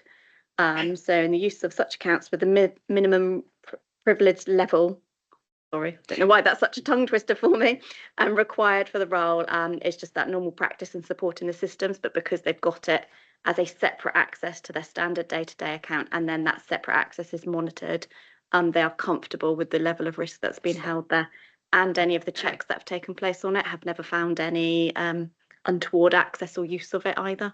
So I don't know if that helps, and whether perhaps on our management responses moving forward, we need to incorporate a bit more of that detail that hasn't been in there. So what you're basically saying that your least privileged access accounts, elevated access rights sit within a separate user account allocated to the individual, which is monitored at appropriate level. I'm happy with that. Perfect. Thank you. Great. Just before I bring Robin, just on that, and I don't know if this is relevant to David and the external auditors as well, but that sounds like a comprehensive answer, because I do appreciate this has remained there for a while. Personally, for me, I didn't think it didn't sound like an excessive number of super users for the size of the organisation. For example, I think we went from 20 down to 10 or along those lines, and either needs to be a different approach taken, or acceptance that there's a difference of opinion in terms of quantity and the further assurance that you've just given there, and whether there's a move to either, well, I had here in terms of it's an accepted and closed risk, that it doesn't reappear continually moving forwards, and how that's done from a management point of view to be decided, so that we don't continue to revisit it. So to be taken outside this meeting, but if we're happy that it's an accepted risk, but the arrangements are in place, and then look to close it, so we don't necessarily need to see it again. But yeah, I'm happy with that and agree. So I think we'll kind of review that with our auditor colleagues as well, and then make sure that we've got that kind of documented and work out how we can do that. So like you say, we don't discuss it every time it comes up, because it comes up as read each time, doesn't it? It's fine. great. Okay, thank you for that. Thank you for your patience, Rob. Over to you. Thank you very much, Chair. Like Jim, I am on the Tamar Crossings Committee. Is there any reason that the 3 floating roads in Tor Point aren't included on the infrastructure as an infrastructure asset? Moved away from them being ferries because they're actually physically attached to chains to the road to either side of the mainland. Is my first question. The second question is, do we have any audit issues recurring year on year? And if so, have we done any root cause analysis on those? Thank you. Mike? Yeah, thank you. I can answer the first part of your question, then maybe hand over to David for the second part. So the floating roads, the ferries, as most people probably referring to them, they are also part of the shared asset base between the 2 constituent authorities of the Joint Committee. They're not shown explicitly in the accounts like the bridge is, because the bridge is separately identified in the accounts, because we've departed from the usual form of valuation for the bridge, and we need to disclose that to make sure that that's clear within the accounts. So those assets form part of the accounts of both Plymouth and Cornwall, and they are within the council's balance sheet and Plymouth City Council's balance sheet for all those assets. They're just not shown specifically on the statement of accounts because they are valued in the normal way you would expect those to be valued in terms of SIPFA requirements. So they are within the balance sheet, within the council's assets and Plymouth City Council's assets. They just don't appear like the bridge does because the valuation is as we'd normally expect. Thank you. I think Tracy was nominated to answer the second part of the Actually, the second part was probably aimed at David. Apologies, David. Don't know if you picked up the second part of the question and have a response. I didn't know. Can you just say that again for me, please? Yeah, certainly, David. Do we have any audit issues recurring year on year? And if so, are the root cause, how are we addressing the root cause analysis? I mean, the answer to that is no, there are no recurring issues year on year. Our audit focuses on what we call the significant risks, which I outlined in our audit findings report. So typically, because we focus our audit efforts on things like the pension liability, asset revaluations and so on, then and journals, then you typically find more issues on those, because those are the areas where we spend the greatest amount of time. But as far as we're concerned, there are no sort of perennial issues or recurring problems that need a sort of a deeper dive as far as that's concerned. We feel very comfortable with the quality of financial reporting of the council. Thank you very much. Great, thank you. I think final question is to Councillor Yelland. Thank you, Chair. Just following on quickly from a point that Peter raised about the journal controls that you have in place. Tracy, you did note that it shouldn't be possible for someone to make these journal entries unless approval has been attained. But I did note that on the action plan from the external auditors, there were 2 instances where there were journals of at least 500,000 that had been gone through the system but had not been approved. Do you know how that might have slipped through the net, and if you can give any assurances that there's not any other quite large adjustments that have been made that have been picked up on? Thank you.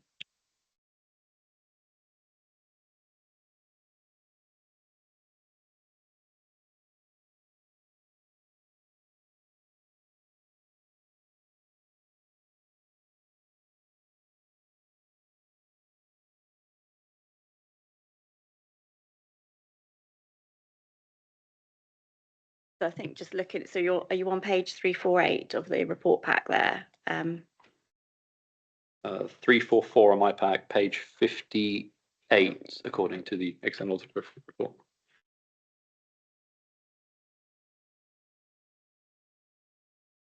First page says action plan. Yeah.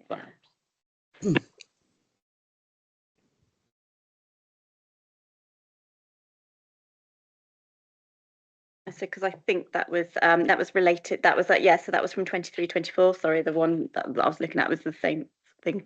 So those ones were from 23-24. I suppose my standard response can't be before I was looking across it. I would say that we you know, that I don't know those specific instances off the top of my head, I'm afraid. I'll look to Mike in a moment to see if he recalls them of that value. However, moving forward, I would say that that's where probably controls have been tightened up, and to my knowledge, in that team which process the journals, they are very strict and they will not process a journal without that approval that's in it, which is kind of like our best line of defence really for it. But I will just hand, I think Mike knows the specific instances of those ones. Yeah, I think those in particular within our colleagues just come back to me and told me, rather than me saying I know, it was in the Treasury area as part of the close down process. So the normal process for journals in the main finance team is the wider team will identify the journal, prepare the journal, and that gets processed, as Tracy alluded to, through a central team that then processes those journals and makes the checks around that they've been authorised, that there's correct backing information, etc., and they're not duplicated. So that is the normal process. We have the separate Treasury team dealing with our investments and our debt. Those journals in particular were processed within the Treasury team without going through that central control team. So that did highlight a weakness there. So what we've done is gone back and re-emphasised that those journals, if they're not going through that standard process, we need to double check there is separate authorisation within the Treasury team itself that those are authorised. So no system is perfect. We're putting as many controls as we can in both sides. So it's a case of where we've got those manual approvals is re-emphasising that in that case, you know, they weren't authorised through the Treasury team and should have been.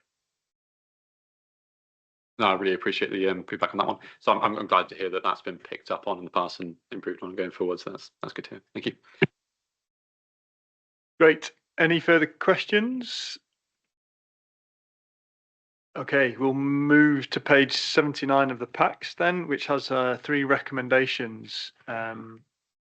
Councillor Burnett. Sorry, Chair, I was looking to pick up a point on the letter of representation. I didn't, which is good approval under this recommendation. Is that right? Yeah. Are you looking to make any suggested amendments to the recommendations, or is it a query you're looking to? No, it was more a query, and also just to seek assurance from the officers present that there's nothing that they're aware of that we ought to be considering in giving the letter of representation to Grant Thornton, because it is a letter from us as a committee to Grant Thornton, assuring them on certain points that we're not aware of, you know, any matters that we ought to be telling them about. And there are obviously 2 specific representations around RAC and equal pay. So I just wanted assurance from the officers really that there's nothing that they're aware of that we need to take into account when giving that representation to Grant Thornton. Yeah, I guess looking for 2 officers to respond to that. Just as part of the response, can you just very briefly summarise what RAC is for anybody who may be listening? Yeah. Thank you, Chair. So there is a letter of management assurance which is produced by officers, which essentially answers the same questions, and so there's nothing that I'm aware of that has appeared since. So in terms of confidence from officers, that we're not asking you to sign up to a letter that conflicts with anything in the officer's view. I think we're comfortable to give you that assurance. RAC is, I'm going to forget what one of the A's is. It's reinforced aeroclaved something or other concrete, it's that concrete cancer. So lots of buildings that were built in the post-war have had serious issues with roofs and joists and piers, etc. It's that stuff. Thanks. Great, thank you for that. Does that answer your query? Yeah, it's just reassuring to know that they're not aware of, have no knowledge of anything that we need to know about. Thank you.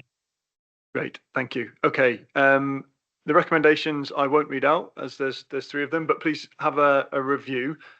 Are there any suggested amendments or changes to the recommendations, or happy to proceed and vote on what's in front of us?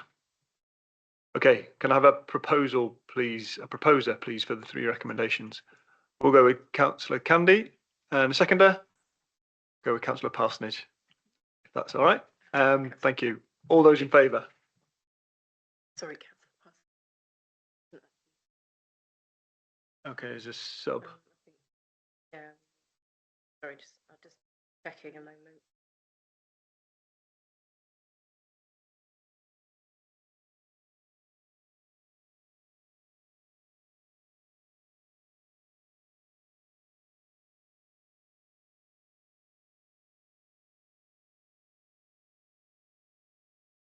Nothing personal. Just Sorry, Councillor Parsonage. clarity around substitutes being able to propose or second. So, Councillor Burnett. I set myself up for that, didn't I?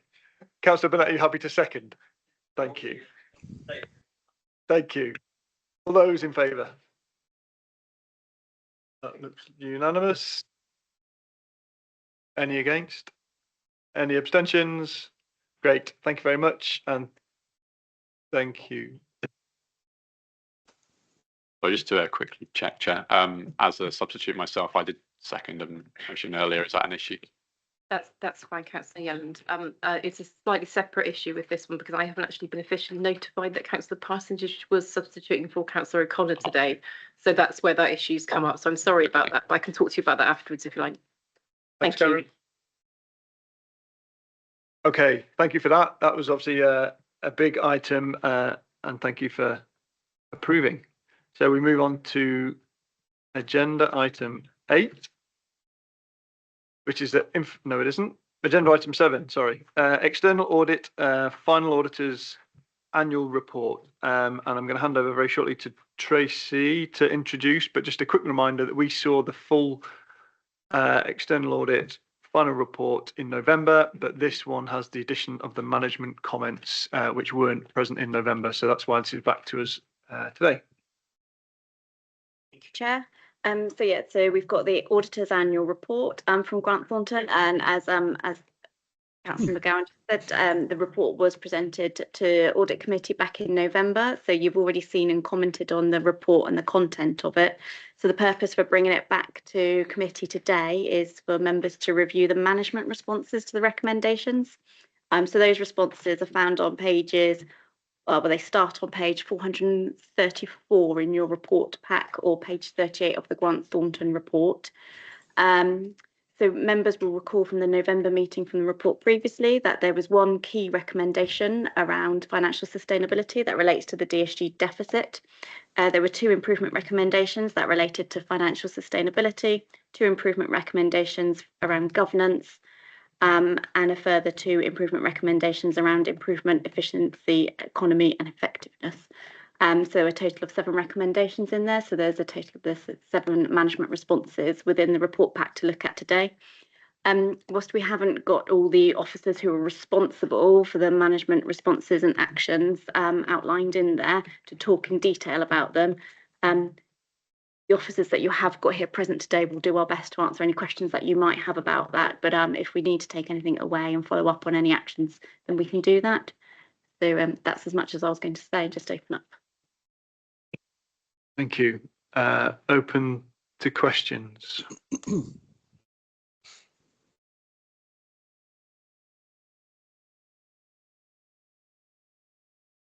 Thank you, Councillor German. Thanks. We are on the external auditor's report, aren't we? Yeah, excellent. Thank you. Just making sure, lots of page numbers. Just on 2.4, David, the report says that you take comfort and assurance from the Council's comprehensive spending review. Can you describe what the Council has done to give you assurance? Thank you. Yeah, so this this was a question that was asked at the informal meeting last week. So the response or reference to the Council's comprehensive spending review was the management response to one of our recommendations rather than a commentary from ourselves on that work. So that's how management have satisfied themselves that the issue that we flagged is being identified. So you're not giving any assurance on the work that the Council has done on the comprehensive spending review? We haven't looked at that in terms of that, no. Okay, because the report seems to read at 2.4 that you do take comfort and assurance from the Council's comprehensive spending review. So I'm just a little bit misunderstanding. I think Tracy might want to come in here. Thank you. So I think, so what we've got is that the auditor's annual report, as they were looking through, was so it's looking at the previous year, and it was talking about the MTFP and the budget setting, and there was an improvement recommendation around some of the things that we should take into consideration around financial sustainability and the delivery of our savings plans. So the management response to that improvement recommendation from our external auditors is we, for 26-27, getting confused every year, for 26-27, is that we've undertaken a comprehensive spending review, and that we've been re-looking at, we've got the fair funding, and we're looking across 3 years, and we're looking at saving plans and the deliverability about them. And so the management action response is in relation to that improvement recommendation from Grant Thornton. And then when Grant Thornton come in to do their annual review next year, they'll be able to look back at the quality of that and give an opinion on that then. Excellent. Thank you for clarifying. Thank you.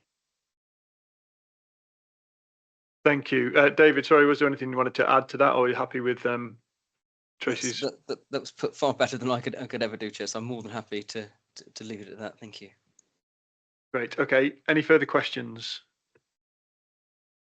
Okay. I guess a question for me in terms of those management responses that come out of the recommendations, and possibly, well, look to Zoe and the others, is just around how, as an audit committee, we are kept up to date with those recommendations, so we're not, waiting for this time next year when we're reviewing the, the summary. Will that be as part of the audit work programme?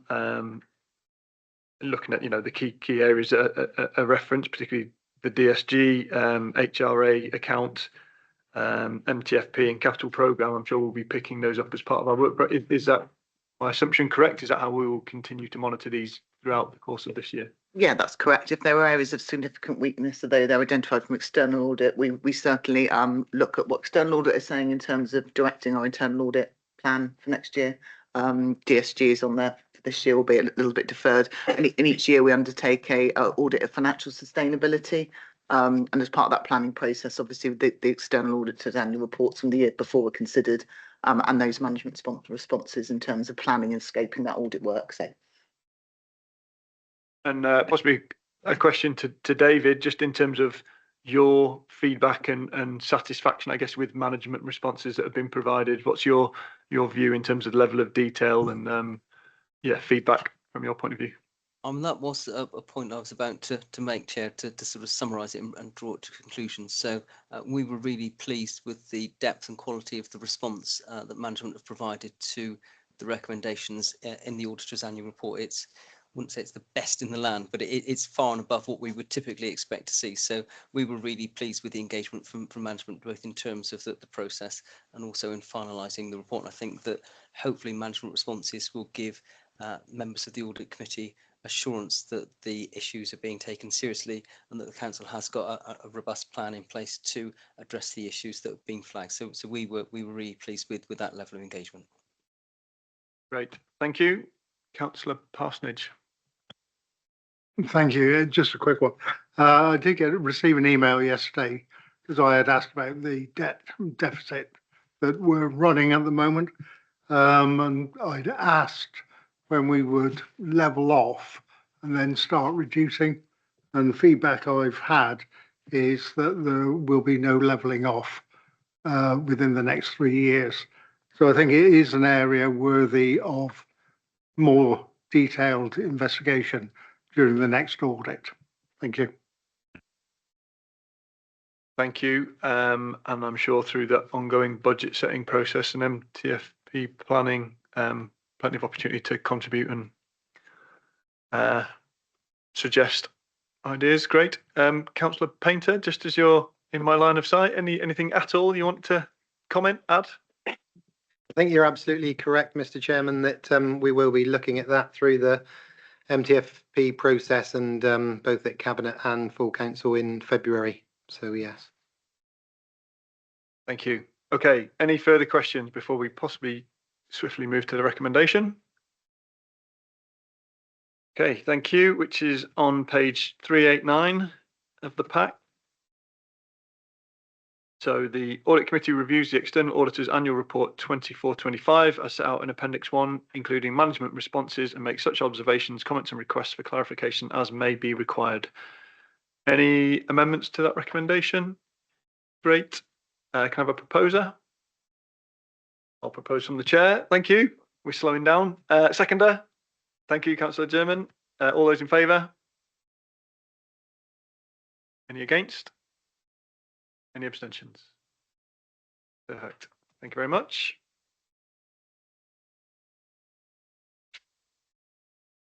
Agenda item 8, pages 459 to 468, Information Governance Annual Report.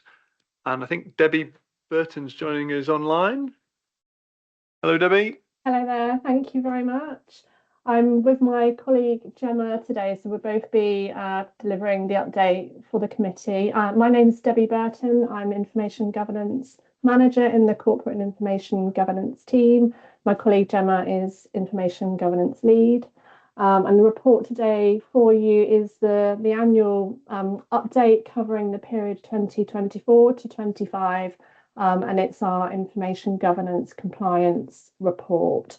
And I think it's on page 459 of the main packs. So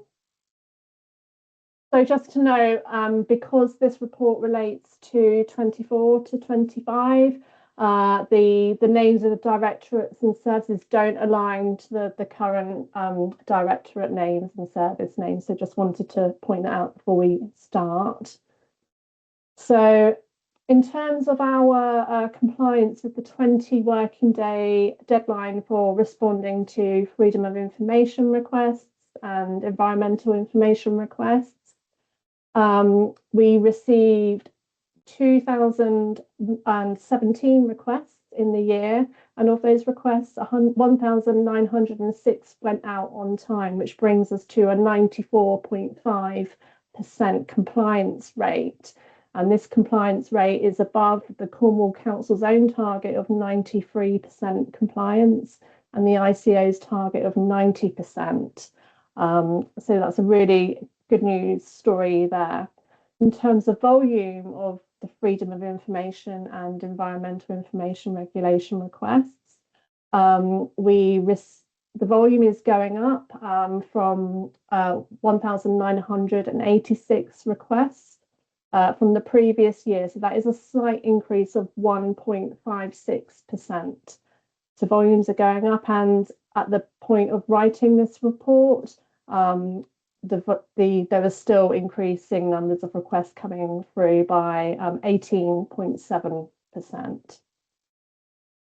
In terms of decisions made by the Information Commissioner's Office, the regulator for FOI and EIR, for that time period, there were 5 decisions made by the ICO. 4 of those were not withheld and 1 was partially upheld. And moving on to requests that were dealt with within the 1-month calendar deadline for subject access requests, so requests to access personal data. We received 302 requests, and of those, 277 went out on time, which brings us to a 91.72% compliance rate. So that is above the Information Commissioner's Office target, but below the Cornwall Council target of 93%. In terms of volume of subject access requests, this volume has increased significantly from 205 the previous year to 302. So that's a total of 47.32% increase. And this does continue to increase in volume as time goes on. At the time of writing the report, the volume had increased further by 20.87%. So I'm going to hand over to Gemma now to update on the Data Security and Protection Toolkit. Hello, everybody. Every year, the Council has to comply and prove that it's complying with the Data Security and Protection Toolkit. And this enables health and social care staff within the organisation to access NHS patient data and systems without, if we failed to meet the standards required, that access would be lost. So it would have an enormous impact on operational procedures. The evidence needs to be submitted at the end of June every year, and there were 43 evidence items. Internal audit helped with this process. They reviewed our evidence and identified any areas that needed addressing. And on assessment, all 43 evidence items were complied with. So we met the submission deadline as well as getting an assessment score of standards met. So back to Debbie now. Thanks, Gemma. Moving on to our compliance with the GDPR information security principle for the period 2024 to 25. There were 561 information security incidents reported to us, of which 63.81% related to information disclosed in error by email, post, or verbally. We know that human error plays a large part in this, and so this highlights the importance of the work that we do around raising awareness and training of our colleagues. We do actively encourage colleagues to report information security incidents. This is done through regular communications and through the mandatory information governance training. And the volume of incidents that are reported just really goes to show that staff do understand the importance of reporting these incidents to us so that we can improve and learn from these incidents. In terms of comms plans with staff, Gemma's going to talk a little bit more about that, but we do have a rolling programme of communications for colleagues. And this programme is based upon the trends, the risk trends that we are seeing from the reported incidents. So of those 561 incidents, 12 personal data breaches were reported by us to the Information Commissioner's Office. And this equates to 2.14% of all the incidents that we were made aware of. So this is a 100% increase from the previous year. And at the time of writing the report, 10 had been closed with no further action from the ICO, and we were awaiting the remaining 2 to be decided. In terms of mitigating actions, we do, like I mentioned, we do pick up on improvement actions arising from these incidents, and the most common actions that we see coming out of those and implemented are staff communications, process and guidance reviews, and staff training. And then moving on to the accountability principle of Gemma. So not only do we need to comply with GDPR, we need to prove that we are complying with it. And that's where the accountability principle comes in. So the table in your pack that covers this covers the various elements that we use to prove that we are compliant.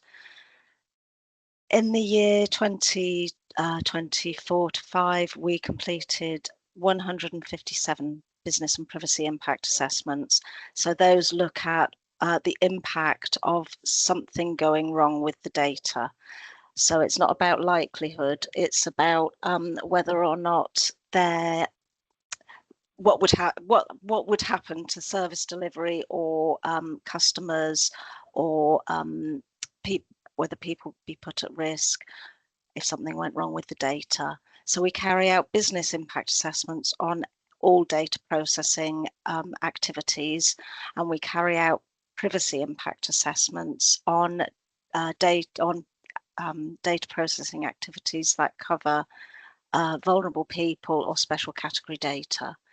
So we did 69 privacy impact assessments in the year of the report, and that is a legislative requirement.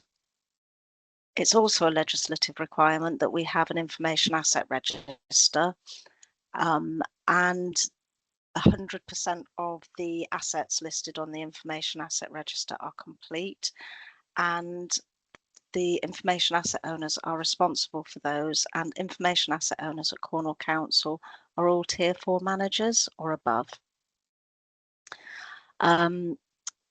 So not only do they need to be, the information assets need to be entered onto the register, they need to be reviewed annually. And in the year 24 to 25, 87% of those entries were reviewed annually. And in addition to that, information asset owners need to attend training regarding how to manage information risk. And 75% of information asset owners had attended that training last year. That is well below our 83% target for the organisation, and work is ongoing to improve that.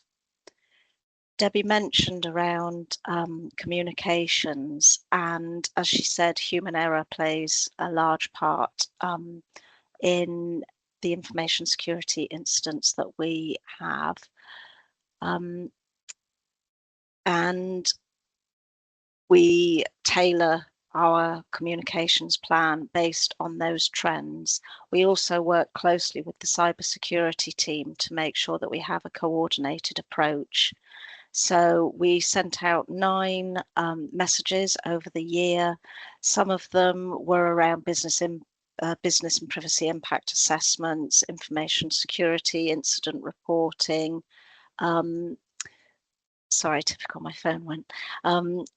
The information security, importance of locking screens and cupboards, information asset owner responsibilities. It's quite a long list, but it is all based on the data that we collect through the information security incident reporting process. So back to Debbie for the last bit of the report. Thank you. So in terms of requests that the council processed under Schedule 2 of the Data Protection Act 2018, this schedule provides sort of a gateway for the council to share personal data with other organisations for certain purposes, and these might be for the reasons of prevention and detection of crime or in connection with legal proceedings, etc. These requests are often complex, and they come from organisations such as HMRC, the police, the prison service, etc. And for the period in question, the council processed a total of 452 requests. And that brings me to the end of sort of the key information within the report. But just to wrap up, overall, I feel it's been a positive year in terms of information compliance, and we continue to report regularly to the Customer and Information Governance Board, our CIRO, and to CDT Assurance. Thank you. Great. Thanks very much, Debbie and Gemma. Do we have any questions? Peter. Hi, Debbie. Yeah, two quick questions. One's based on ignorance. When you talk about information security incidents, how do you define that? Is that everything from clicking on a phishing email through to malware? Again, it's an ignorance. I don't know what that includes. And then my second question is for the 25% of your population that don't attend necessary training, what consequence management arrangements are there? Okay, thank you. So in terms of the information security incidents, so phishing attacks and malware and that sort of thing is all dealt with separately by our cyber security team. So these figures do not include those sorts of incidents. So these ones that in the report today might be things like personal data being sent to the wrong email recipient, that kind of thing, rather than the technical ones. In terms, can I just ask you, so the other 40% of incidents, typically what does that have covered off? So we got 63% are around disclosure of information. The other 35, 40%?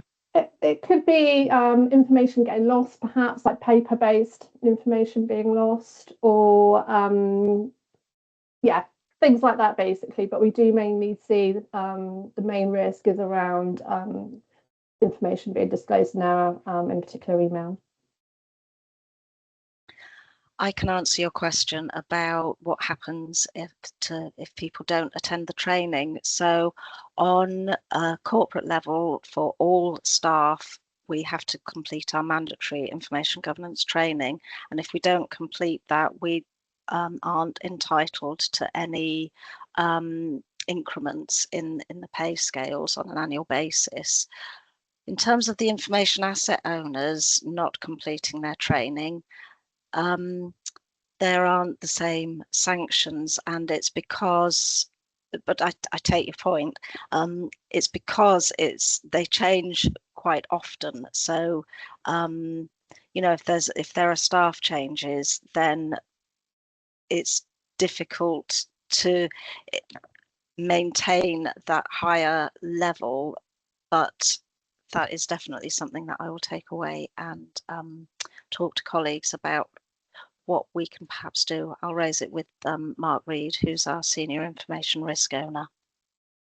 Yeah, no, that makes perfect sense. I think it'd be interesting just where you have repeat offenders who every year they're within that 25%. That for me is the risk area. Completely understand you're going to have a churn and timing kicks in for some. Yeah, that makes sense. Thank you. Any other questions? Rob?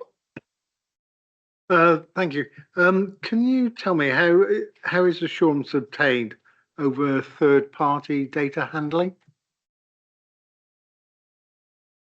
Do you mean in terms of information that's obtained from like third-party organisations?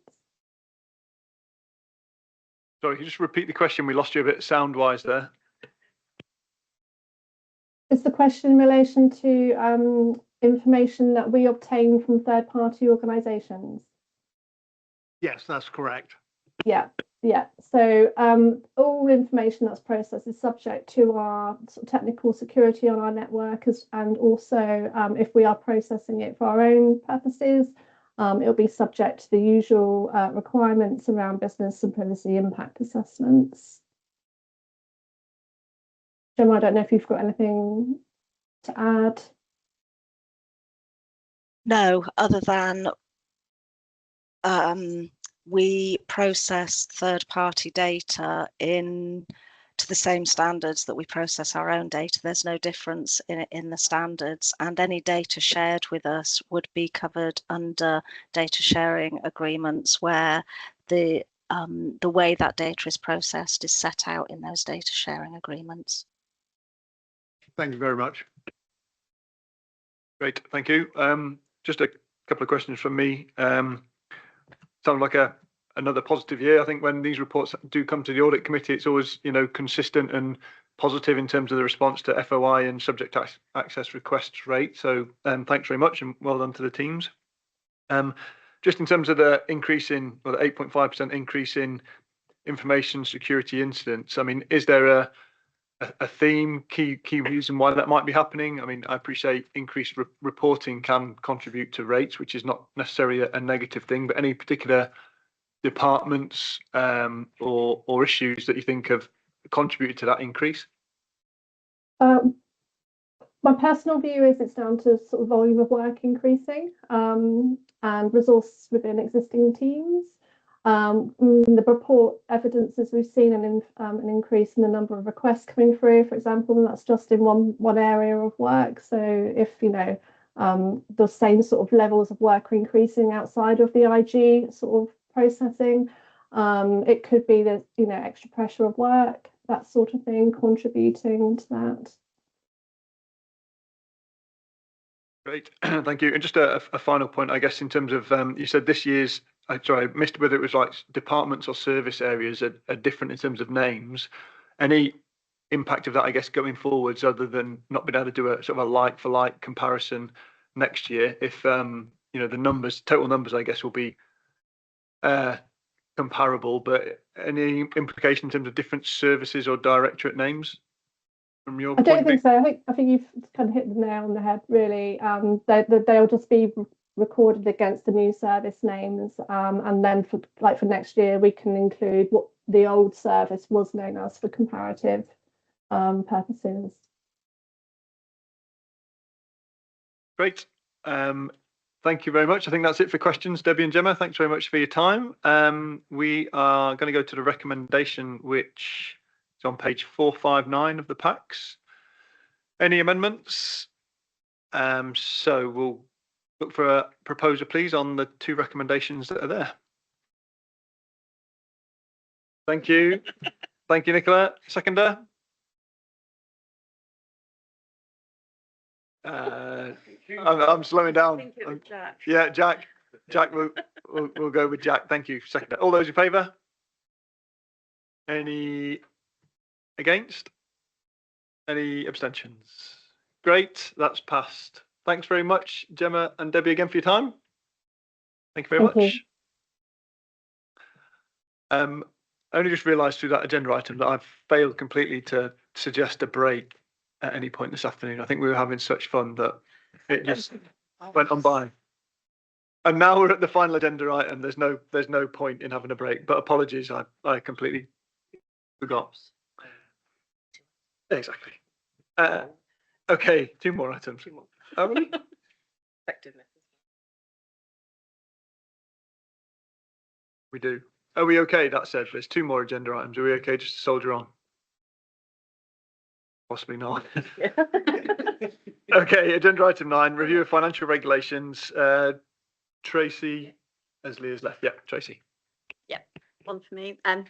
So yeah, this report is our review of the financial regulatory framework. So it's the most recent review that we've undertaken. And then following recommendation from Audit Committee, we'll take it through to Constitution and Governance Committee in March. So what you'll have read in the report, I'm not going to go through the report in any detail. I'll assume you've kind of read through it all and that you can ask any questions in a moment, but that you will pick up that the framework's got 5 key elements. And it's for members to approve any changes that are not administrative or grammatical to the first 3 parts of the framework. So this year's review that we've undertaken, we focused on alignment to the leader scheme of delegation, and that's following the implementation of individual decision days in respective executive and key decision thresholds. So we've had a bit of a focus around that on this review. And we've also then had a focus across capital and grants in particular. The framework's previously been silent, or largely silent, should I say, in the financial approval process relating to capital. So what we're attempting to do is to ensure that we have a robust approval process which aligns through to our capital strategy and the member decision making through that as well. The changes that we're proposing are outlined in both Appendix 1 and 2. So any changes that are highlighted in yellow are where you're being asked to approve them. So and any of the changes that are shown through the track changes are there for information only because they fall into the administrative or grammatical type category. So and it's mainly in Appendix 1 that you're being asked to approve. Appendix 2 has got the part 4 of the framework, which is we've included just for information. So that's as much as I was going to say, because hopefully everything else is outlined in the report. So just happy to take questions. Any questions?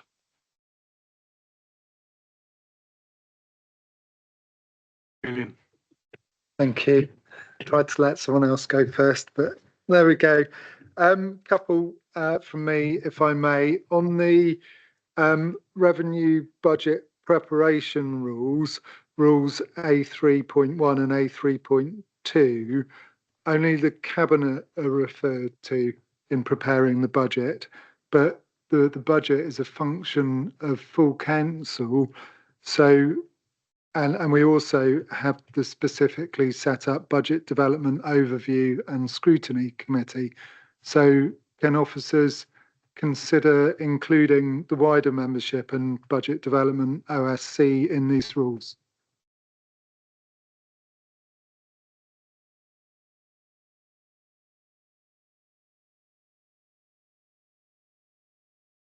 Yeah, I might have to take that back and just check that with our governance lawyer, because it's what's written in the constitution perhaps as well, and what cabinet say. And what it might be is that whilst we've got those rules in there, and then we have the more detailed guidance that would sit underneath it, which then would probably be the bit where we would make the alterations to involve the budget development overview and scrutiny committee. So I'll just check. We'll have to take that away, check that back to the constitution. Thank you. I appreciate that, and that it needs to go through C&G in any case to full council, but I won't be able to support these without any such amendment. And rule C1.4 says that the section 151 officer must provide the audit committee with updates for strategic risks for Cornwall Council on a quarterly basis. Can we confirm that the audit committee does receive strategic risks on a quarterly basis? Because it's certainly not on the agenda.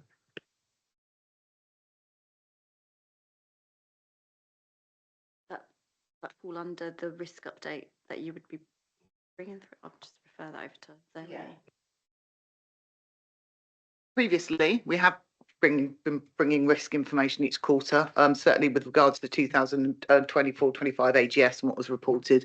But we found that bring that each quarter, we're repeating a lot of information.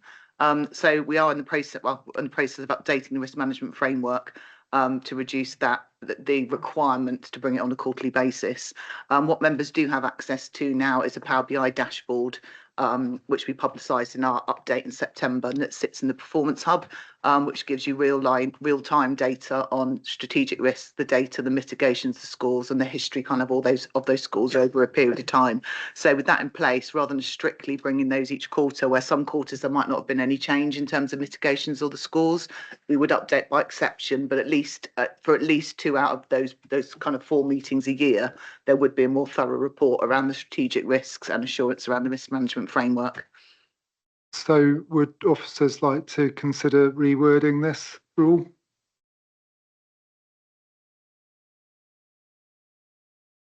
I would support that, in that if it's twice yearly or however that's phrased, and we stick to that rather than having every quarter acknowledging that and appreciate there's been a review, but there's been periods where we've not seen the strategic risks over a couple of quarters probably. Just for understanding, if there's recommended amendments to this, will they take place before going to C&G? Is that what we're looking at? Because I would support that in terms of 6 monthly, but that we stick to that. So we can amend that element, that rule then, and that will be part of your recommendation to Constitution and Governance Committee, that you recommend changing that rule, and then that move on. So then we'll update it when it goes to Constitution and Governance. Yeah. Thank you. We'll come back to the recommendations in terms of whether that's an explicit recommendation as part of the paper or just our comments are noted, and however that comes through. Just back to Julian's first point then about wider engagement with wider membership.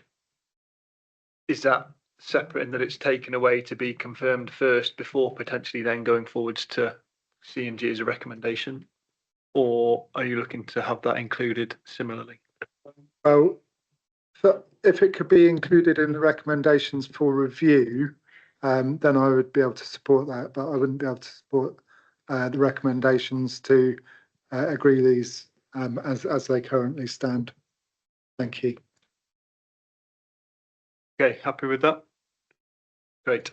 Any further questions? Okay. There's none from me. Anything from the Vice Chair? Okay, the recommendations as they stand then are on page 469.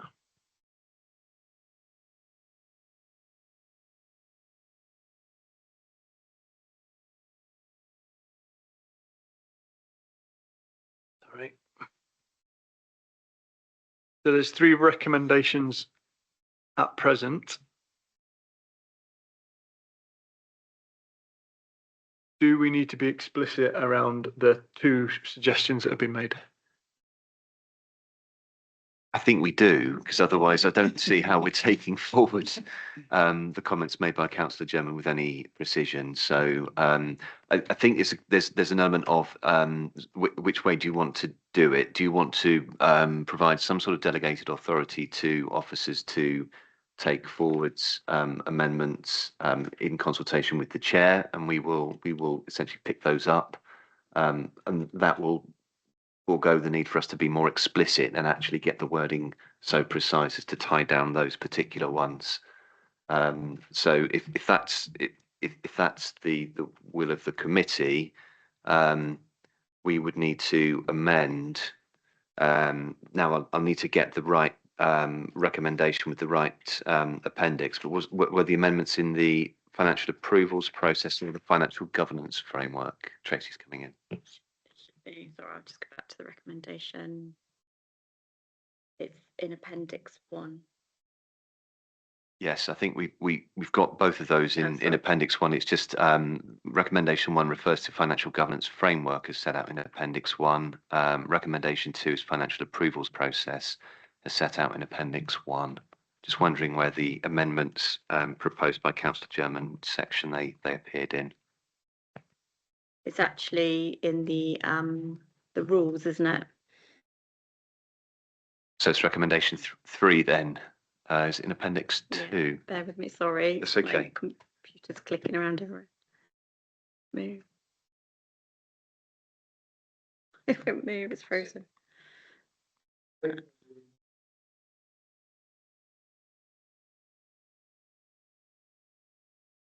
It's fine. It's in the it's in Appendix 2, the financial procedure rules. Both of them. Yeah.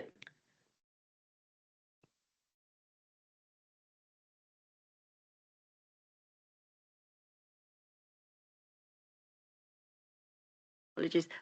Appendix 2, the financial procedure rules, is not for the audit committee to approve. It's the Section 151 officer that approves the changes and updates to it. So the Section 151 officer has delegated authority to make any changes to that. So I think this committee are recommending to the Section 151 officer to make those changes to the approval rules.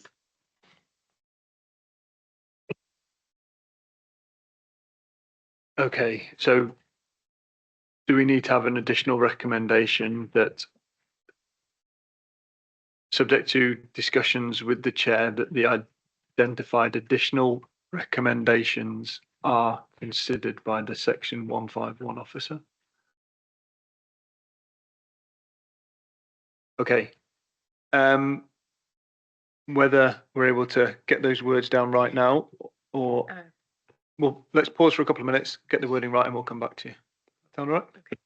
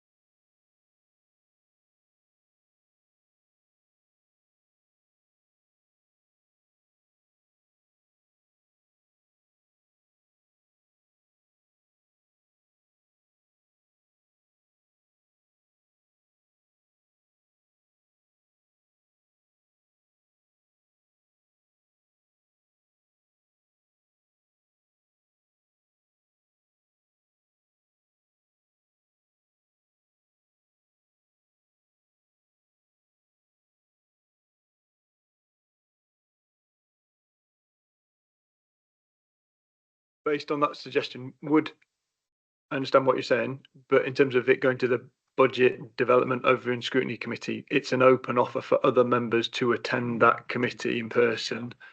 So the invite and offer is there. I just think if we extend it further, then it's going to be, I mean, when would you do that? And it would be a bit of a challenge. So our proposition is to the Section 151 officer to review this rule in light of engagement with the wider membership and BDOSC. So I'm happy that we ask them to review it, and then they can decide what level they want to make that rule at. But as a committee, if that's what we agree, I think that's what we should be highlighting and putting back to the Section 151.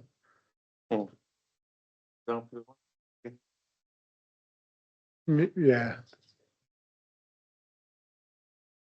This point was around the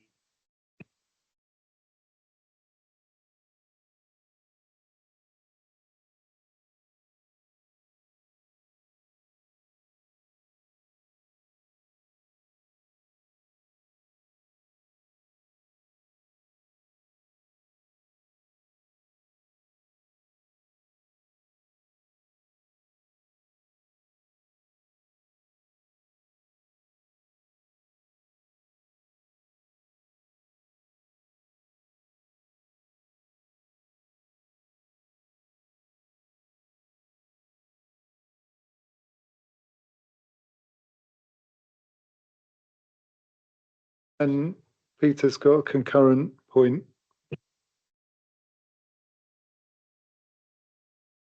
Yeah, FG42A talks about we get an audit plan update every quarter and key audit findings every quarter. I think we've done it twice a year. Personally, I'd rather it every quarter, just a list, a summary. So is that what the intent is? Yeah, so we've done it start, middle and end, but following conversations this week, I think it would be prudent to do that each quarterly within the head of audit update, even if it's just a high level summary of those audits that have been produced in quarter. So currently it's 3 dips into what's planned, what's happened, and reflection for the year. But going forward next year, it's my intention to provide that information quarterly. So that's as it is in the paper at the minute. So nothing needed there. Okay. Thank you for your patience. I'm just going to read the additional recommendation. You're good.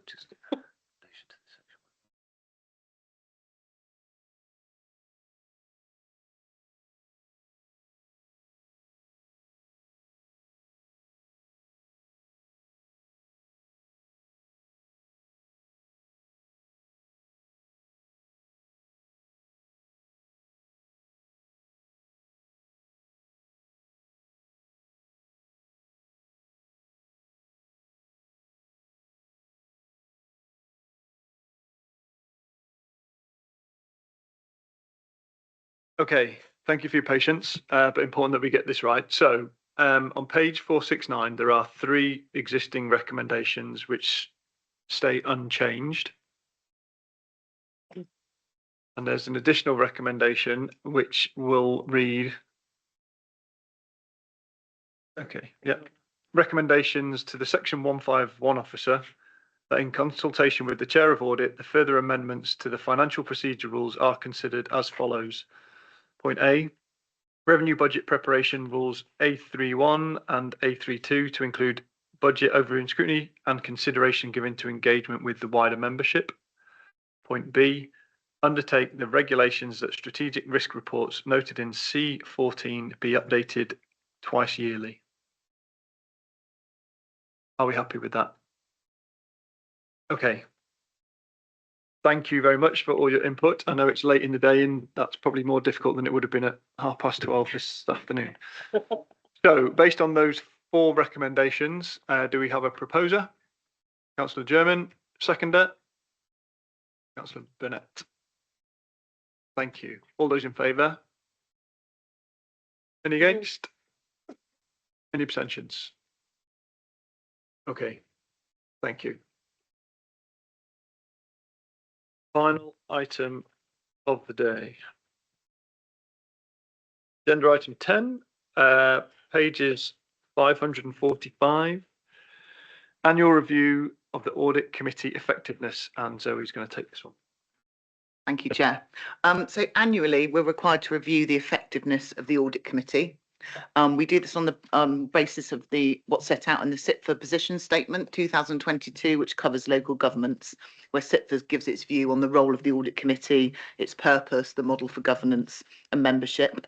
And supporting that is a SIPFA self-assessment, which picks out kind of key lines of inquiry which follow the proposed terms of reference for the audit committee, and sets out a self-assessment that we can undertake on a kind of 0 to 5 scoring basis, 5 being fully compliant, 0 being not compliant, and provides sort of an overall score.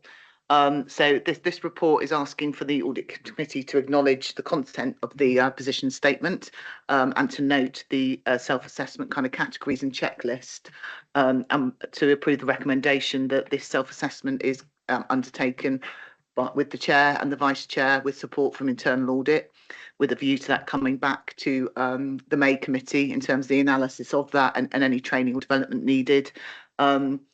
It works kind of both ways, because it's not just an assessment really of the audit committee, because you have to be furnished with the right information at the right time to enable you to do your role as well.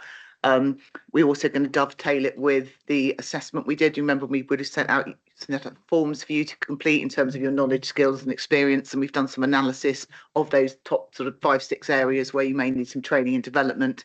So the results of the annual self-assessment of the effectiveness of the audit committee, and the output of that kind of training needs assessment will kind of dovetail in informing your development programme going forward. So happy to take any questions on either of those points.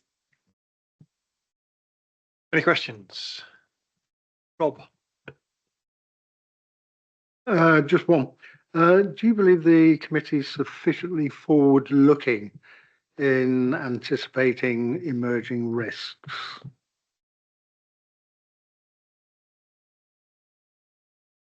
I suppose whether it needs to be forward-looking and anticipating risks, or whether the role is really to gain assurance that senior officers and managers here are doing that horizon scanning and identifying kind of significant risks to the business, and that you're provided with adequate assurance that those risks have been identified, kind of assessed and mitigated correctly.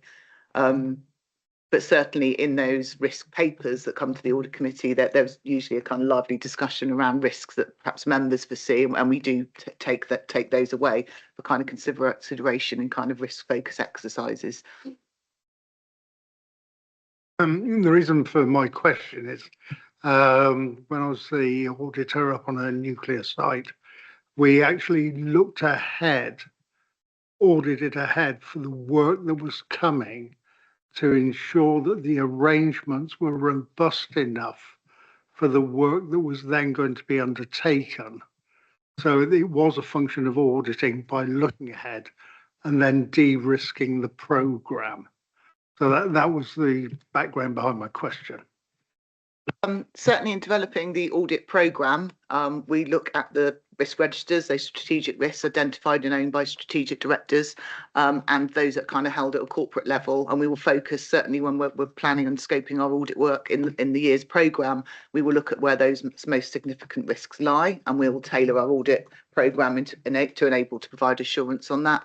There's some instances we get involved, particularly around kind of grant conditions, where they might require specific audit input either up front to make sure that the conditions in terms of sort of the financial probity and the checking arrangements are in place as a condition of those kind of grant arrangements. We also kind of, the risk management framework at the council does apply to all the kind of council's both capital and kind of revenue programmes. So we provide assurance that there are effective risk management arrangements in place at sort of managing at that kind of programme level. So in terms of internal audit getting involved and using that risk intelligence and risk data that we've got to inform our insurance work, that's kind of what we have in place. We also each year provide independent assurance on those risk management arrangements in the council as a whole. And each year the audit committee will get some assurance via an annual audit that in general the overall arrangements for the identification, assessment, management of risk are in line with the kind of the requirements of the government's Orange Book and sort of frameworks that are set out as well. So risk management and using that risk data comes in from kind of two angles really, in the assurance we provide to you and in the audit work that we point at a particular kind of strategic risk area or key priority area of the council. Thank you very much. Thank you. Yeah, I think it's a fair question, because the amount of detailed information, be it financial and governance and other information that we do look back upon, gives us a certain amount of skills and knowledge to then forecast and project, whether it's then implemented through the audit committee or through our or other member roles through scrutiny involvement or budget overview scrutiny, for example. I guess we take that knowledge and skills and can feed it into risk assessments in other areas. But definitely, I think we get access to a fair whack of information which would help inform assessing future risk, even if that doesn't necessarily happen within these committees specifically.